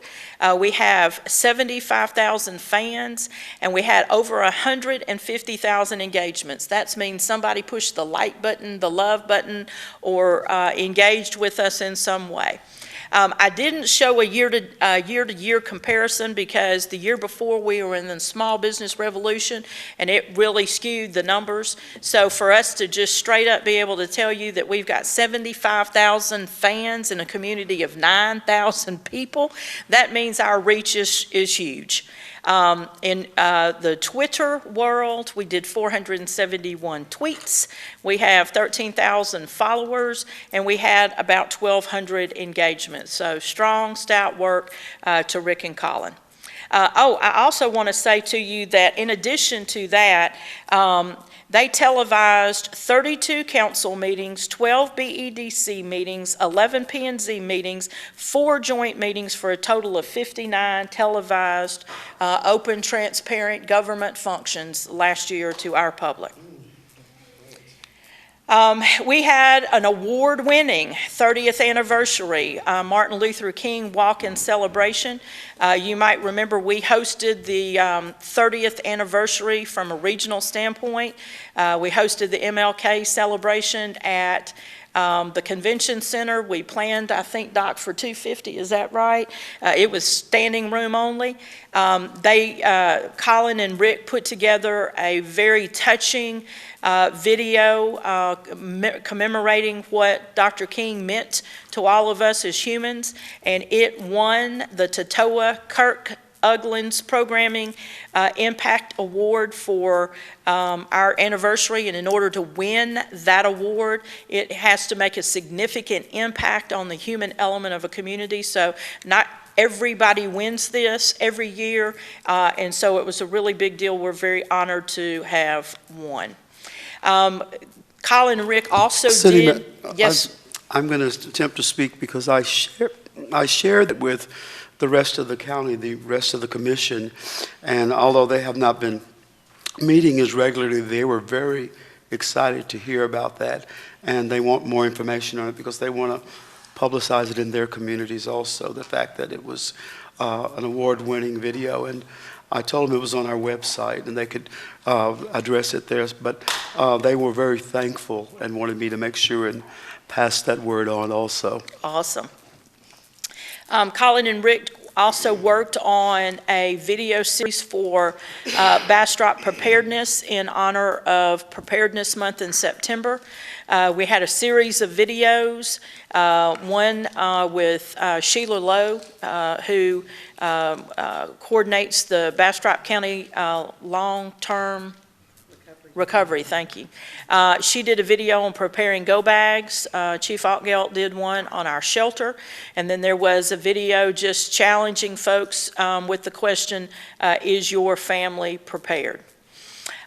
Building Bastrop from a public input standpoint, we met in my office, we being our multimedia staff, Colin and Rick, our consultants, Bowie, with Matt Lewis and his team, and we defined success as having no one present when y'all finally adopted the codes. And we were successful at the first meeting in November, and I think that's a testament to the amount of public engagement and public input. We started back on October 27th with the community walking tour and bike tour. In November, we did a mobility tour of downtown. We have someone that is physically challenged, and so we took the tour from her perspective and learned a lot. We had several developer forums, one in November. We had the two-day design rodeo. We had the two-day design code rodeo. We had a transportation rodeo, a drainage rodeo. We did a final code update with the public in May. We had the Main Street pop-up. In June, when we completed the final input on the codes, we had a come and go at the Opera House, and we had a session strictly for citizens and a session strictly for developers. In August, we had a meeting with our trades, contractors, and building community seeking input on our I-codes. In September, we mailed 4,700 public notices regarding the rezoning of B3. In September, we had a come and go open house to answer specific questions as a result of that, and on June 12th, you adopted the code. So, as I said, we had a very strong commitment to communication this past year. Building Bastrop is now beginning to take a life of its own, and it's extremely exciting. The mayor, Matt Lewis, Matt Jones, and I spoke at the APA Texas Conference in Waco. Back in June, the mayor, myself, and Matt Lewis spoke at the CNU, which is the Congress of New Urbanism in Louisville. The unique thing about that particular conference is not only does it have planners and staff, but it has the development community as well. And we happened to do some prospecting while we were in Louisville and have a developer that is extremely excited about Bastrop and is looking for property as we speak. We also have seen some national spotlight since the adoption 2 weeks ago. There have been 2 articles written in the public journal for the Congress of New Urbanism. It is a big deal to get 1 article, but the publisher of the article was so impressed with the feedback that was occurring on social media platforms, wrote a second article, unbeknownst to us, on our transportation grid. There has been a article in the Planet Ease, which is a national publication that focuses on smart space placemaking. And the mayor, Matt Lewis, and I did an interview on Monday for CURB, which is also another nationally recognized new urbanism platform, and there will be a article out on Monday. And I have to share this because there is apparently a group in Austin that has been monitoring Code Next for some time. And there was a post of the CNU Journal on our code update. And it waxed as poetically as you can tell about all the great things, no parking minimums, we don't have use charts, and we've got accessory dwelling units, 2 per lot. Man, it was great. This is just awesome. And then it was like, it's Bastrop, oh crap. And the oh crap was, it's right next door, there's no excuse. So not only are we setting a regional example, but we're really garnering some really significant national attention to your bold agenda and commitment to fiscal sustainability, being true to yourself and not cut, copying, and paste. So we're already seeing dividends and acting as a model. I will tell you that Trey and I have met with probably 2 or 3 developers in the last 2 weeks, and it's exciting. I mean, it really is exciting, the creativity and the multi-generational product that we're seeing come through. So we're really excited about your vision coming to light, and we are meeting with people that get it. So excited that somebody is out here making this possible. So I think some very great things are in our future. In the community safety aspect, we are designing and building the wastewater treatment plant. We anticipate that KSA will submit the plans to TCQ for review. We had our public meeting in September. We have one neighbor to the plant that is most impacted by the wastewater treatment plant. We sat down and met with him. Very nice gentleman, has got some legitimate concerns, and we have agreed to go to Pflugerville because their processes most mirror what we're going to be building. And so in January, he and his wife, Trey and I and Bob Lane, are going to go to Pflugerville and make sure that he is satisfied that we're being the good neighbor we've pledged to be. We hope to be through with acquiring land by the end of the year. You met Nikki 2 meetings ago, and she's working on that. We think we'll close at the first of next week with one of the significant landowners. We anticipate that construction will start in July of 2020. That's all contingent upon TCEQ approval of our plans, with a completion date in September of 2021. We are completely done with the drainage regulations and have been implementing those now since May, and they are working very well. Status of our other projects, we will be completing the water tower in May of 2020. I received on Thursday approval from Tatum finally on the Public Works detention pond. So we'll be moving to bid that project in January of 2020. Trey has already identified a builder in the area that may be able to utilize the dirt. So we're going to see if we can't make that a win-win for everybody involved. The Jasper Newton project will go to bid in December as well. So hopefully you'll be getting that at the end of January to be able to move for approval. The water treatment plant, we anticipate bringing to council the water quality water treatment processes in January so we can move forward with the centralized water treatment plant. From an economic vitality standpoint, we've worked on the fiscal impact analysis this year. We are very proud of the work that Kathy Danielson and her team have done at the Civic Center. We've seen a 45% increase in revenue when you compare 19 to 18, a 31% increase in bookings, and a 48% increase in occupancy. So job well done to our team across the street. We conducted the food truck pilot project. It was approved and awarded. Y'all have asked us to go back and do some additional work on that, and that's on Jarrett's to-do list in December, and y'all will see that back in January. Moving through to fiscal responsibility, tonight you awarded the bid for years 1 and 2 of the street maintenance program, which is very exciting. We'd kind of hit a buzzsaw with the market and the construction prices in the area. We had a potential buyer for a development north of town, and they encountered the same problem we did and backed out due to construction prices. So we're excited that this was met. The wholesale water, wastewater rates, we've gotten those accomplished, and we've standardized the contracts, and you have approved the first customer tonight. So thank you, Councilmember Rogers, for acknowledging the amount of work that represented. We have completed the Hunters Crossing PID audit and implemented the recommendations, and that was 2 years of work, and we finally got that PID straight. From a managed growth standpoint, we have updated the zoning ordinance, the sign ordinance, the technical manual to be fiscally sustainable, geographically sensitive, and in alignment with the comprehensive plan, which was a tremendous amount of work. We adopted the interlocal agreement that establishes standards for the city's ETJ in partnership with Bastrop County.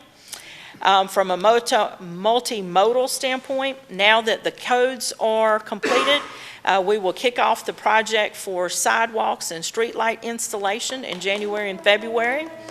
That will be a huge benefit to the folks in North Bastrop.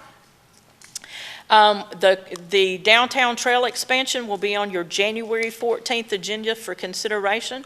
The contractor will start construction in February and should be completed in November. We want to address the mobility challenges on the west side of the river. We know that the property owners have donated right-of-way for Agnes. We submitted the EDA grant that was rejected, but tonight you have put 2 projects on the Campo Regional Transportation Plan on north and south sides of 71 that hopefully will help with that. From an organizational excellence standpoint, we have a strategy to be paperless by 2021. All of the ordinances, resolutions, agendas, and minutes have been scanned. We're probably at 50% of permanent annexation records, deeds, and easements. When Ann has time, she's back in the vault organizing and cleaning those and getting those lined out. And we're probably at about 80% of our building plans and as-built drawing being scanned in, so we're making really good progress on that. We hope to complete the City Hall renovations in January of 2020. The police vehicles replacement, Chief Nagy handled that, and we've ordered the vehicles as a result of that. From our unique environment, we continue to support the community-wide efforts of Visit Bastrop, who are just, every time they step up to the plate, hitting a grand slam, and we appreciate that hugely. Some other notables, y'all recommended and blessed the promotions of Chief Altgeld and Trey to ACM. We overhauled the development process that was not in our work plan, constituted about 6 weeks of brain damage, but we updated all of our standards by ordinance, created checklists for all of our processes. We have submittal due dates, completeness check process, and have a development review committee that's working very well. We settled the lawsuit in North Bastrop for 2505 Main and improved the conditions of the residents of that trailer park.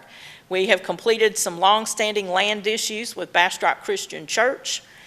Even though it wasn't in the work plan, it constitutes a lot of work. I don't want us to forget. We did a board and commission volunteer fair. We did a board and commission appreciation banquet, and we did a board and commission orientation. We outsourced our city engineer position with MWM. You saw Tony DeBono tonight. And that allows us to add capacity to Bono Dono. I knew when you did that, I would do it right. No, Bono Dono. I call him Donny B as a rule. We have capacity to manage the peak plans because every Monday it's a new opportunity and we really don't know what has come in. I think Vivi said we got 9 sets of plans this week and rejected 1. So we've got a lot of work in the next 2 weeks to get done. We won the Great Places, the APA Texas Award. I'm extremely proud of our first rattle out of the box selling revenue bonds for our water wastewater utility. We got a AA-. We did our grandfathering ordinance. We've submitted a Safe Schools grant. We won the 2018 Texas Downtown Association Spirit of Downtown Presidents Award. I forgot to put on that we won the Spirit Award for our the pop-up. Yes, thank you. We did a depository contract for our banking with First National Bank. We talked earlier about our Aqua Water partnership that really is revolutionary. There isn't another one like it in the state. We've closed on our 3,000 acre-feet of water, so now we own 7,600 acre-feet of water in the Simsboro Aquifer. We completed our 2D analysis of Gills Branch that led to the approval this evening of the design of the Gill Branch improvements, and we have installed generators on Gills Branch in the central lift station. Our NeoGov is up and running. We have moved kind of from our soft launch to working through the kinks on our utility customer portal. All of our building inspections are now in-house, both on the building side and the fire side.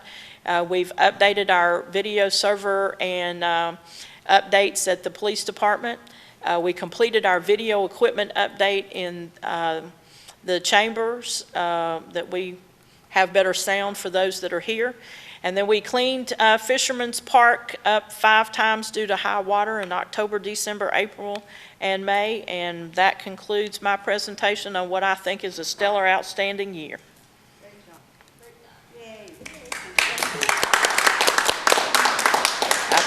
All right, I think Peterson had his light on. Oh, I'm sorry, Councilmember Peterson? Just want to make the comment, whew, great job. Yeah. Great, outstanding job for the manager and staff. These guys put a lot of work into this because we were bogging ourselves down with all that cut and paste. And thank goodness it's all been cleaned up and we're moving forward. Thank you very much. Thank you. Great job. All right, I think it's kind of apropos that the last item that we have in public is discuss the live streaming challenges in city council chambers. Is it going to be Colin or who's doing it? Here comes Colin.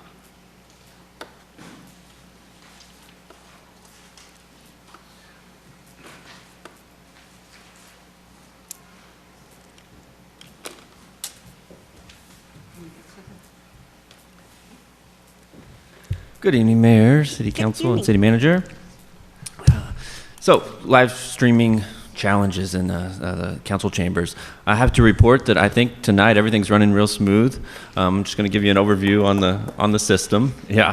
Councilmember Ennis and I will know when we get home because we'll get to hear about it, won't we, Councilmember Ennis? Well, and I appreciate the fact that you all hear from constituents and our audience. I'm sure some of you have heard. Spouses, let's be clear. My spouse, their spouse, spouses.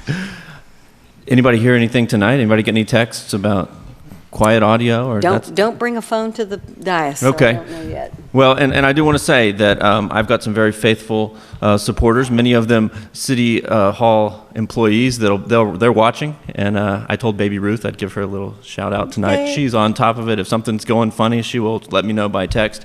And so we can solve a lot of these things in real time as they happen, but then there's plenty of things that we cannot just solve in the moment, and they require shutting things down, and there really is a lot to be said for shut the system down and bring it back up, and that fixes a lot of problems, but sometimes you can't do those during a meeting. I'll try to go quickly through, just give you a bit of an overview here. Very fun schematic there. Just to give you a quick overview, the V-desk you see up in the top left there is where I'm sitting back over there.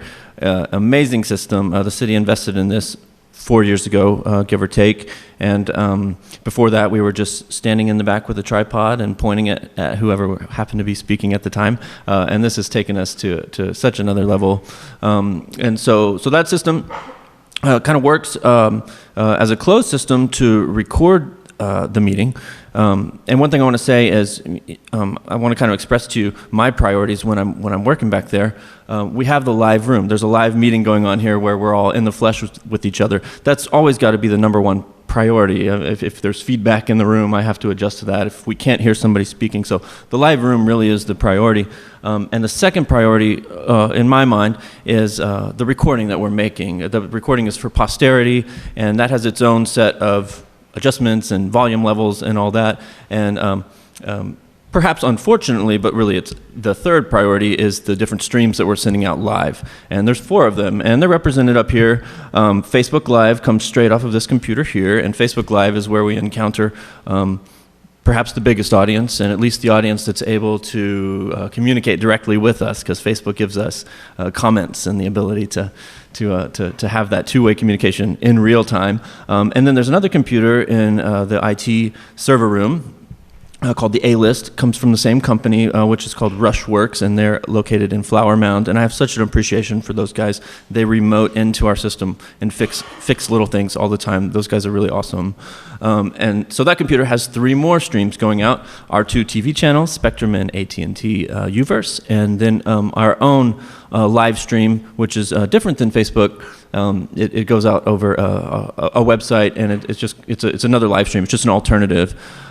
So lots of things happening at once, and that's kind of the overall picture. I don't expect you to follow every little piece of the schematic up there, but the overall thing is to say there are lots of things going on once, and they all do have to sort of work in harmony, and when there is an issue that arises, it just becomes a needle in the haystack and looking for a solution. We, as was mentioned in Linda's overview, there was the change of the system in here, which was largely for the live experience. In the room here, we have a new speaker system and the TVs. We had the big antiquated projector screen prior to that. When this system happened, while it was a great enhancement for this room, it was not immediately in harmony with this system that's up on the wall right there. And that really took a matter of months to calibrate and to chase down issues, and was not in wonderful harmony. And now, only recently, in the last couple of months, we've come to diagnose issues and, again, I think fix major issues. There was a time, and I think this is probably why this presentation is happening, there was a time in the summer where it was not happy. The system was not happy, especially pertaining to our live audience. The recordings have all been fine. But we have just bad audio. Well, what we've come to learn is you have analog audio and you have digital audio, and the world is moving towards digital audio in all respects. And we do still have an analog system here. As far as the mics we're all speaking in right now, they're sending electrical signals through the copper wires, and eventually they run into a digital ecosystem, and there's disharmony there. And so we've learned a lot about it. I'll keep moving. There's just some pictures of our system, and there's the screen that I get to switch all the cameras on, and really is a neat system. So some of these things, I know that, again, you guys talk to spouses and other constituents about this. We have a no sound issue that comes up from time to time.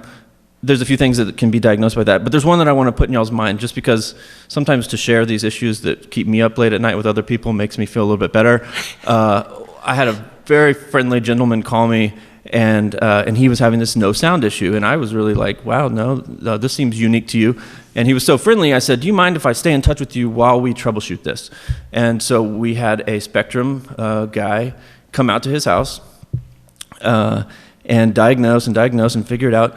And so I was talking to the Spectrum, just the house call operator guy, and I was talking to the resident, and we're going through this, and what we learned, and I hope that each of you can appreciate how frustrating this can be.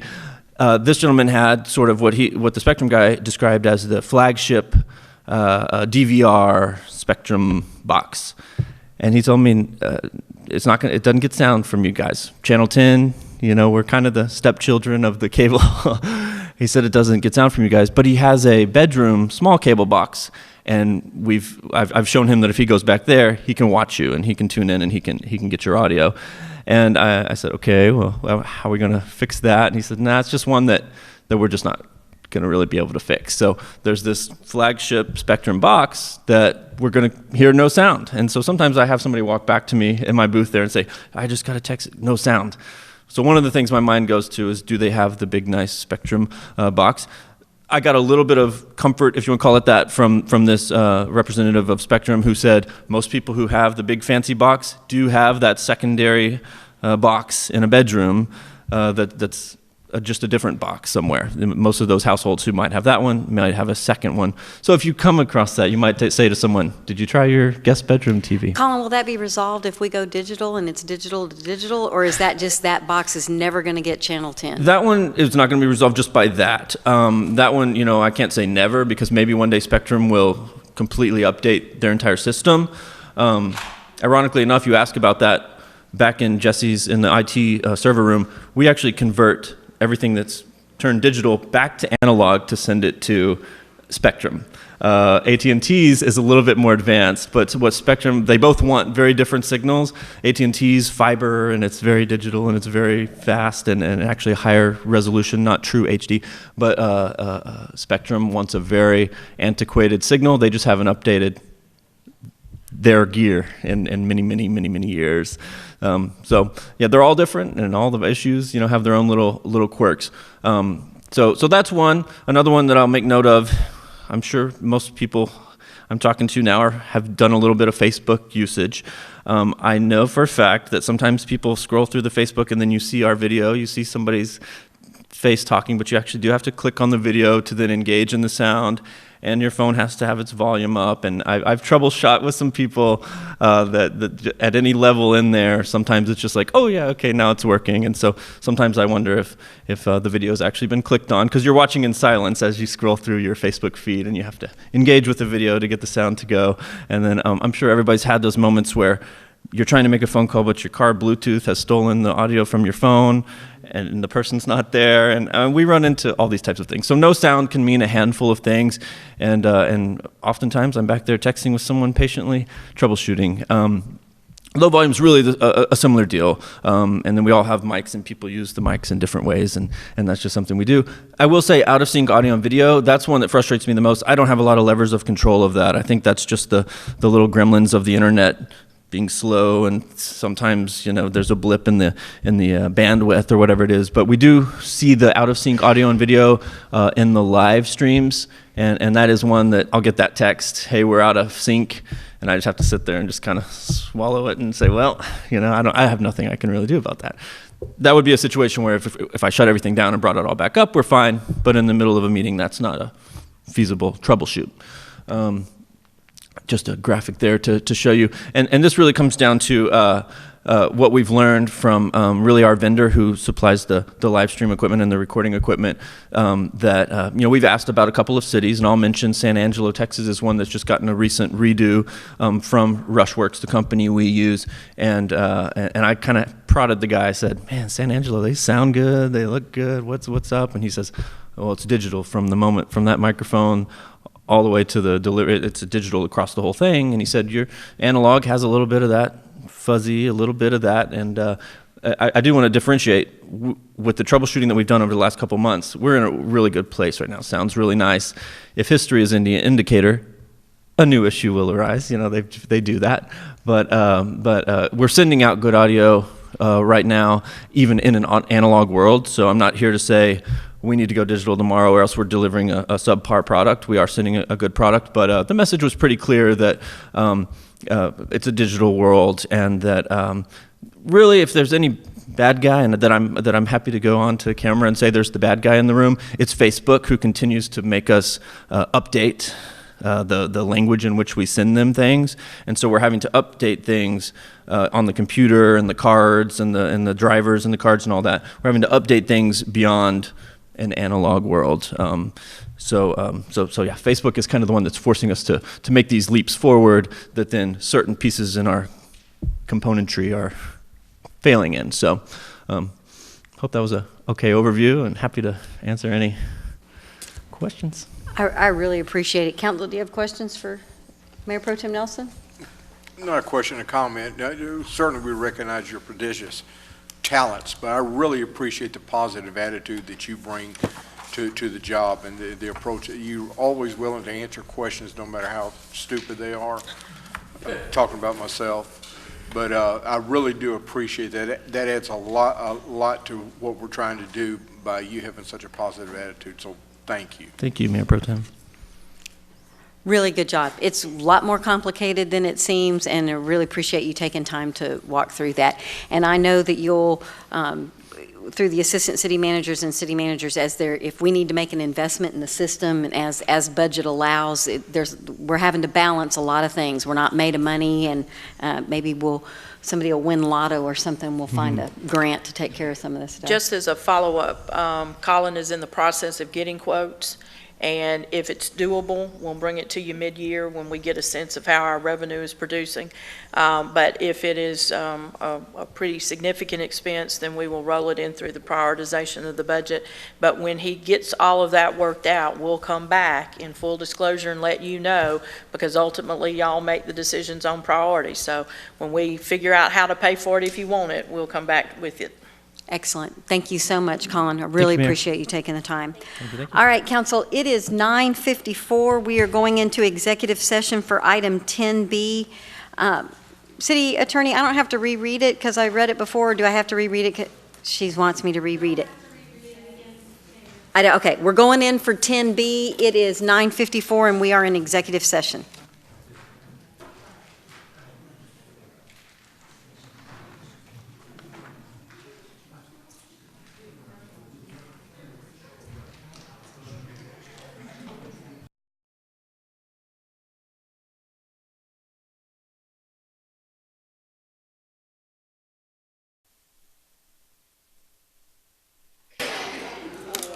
Okay, it is 11:04 and we are out of executive session and back into regular session. There is no action as a result of our executive session, which brings us, Mr. Peterson, to item number 12. Madam, I move to adjourn. It is 11:04 and we are adjourned. Thank you very much.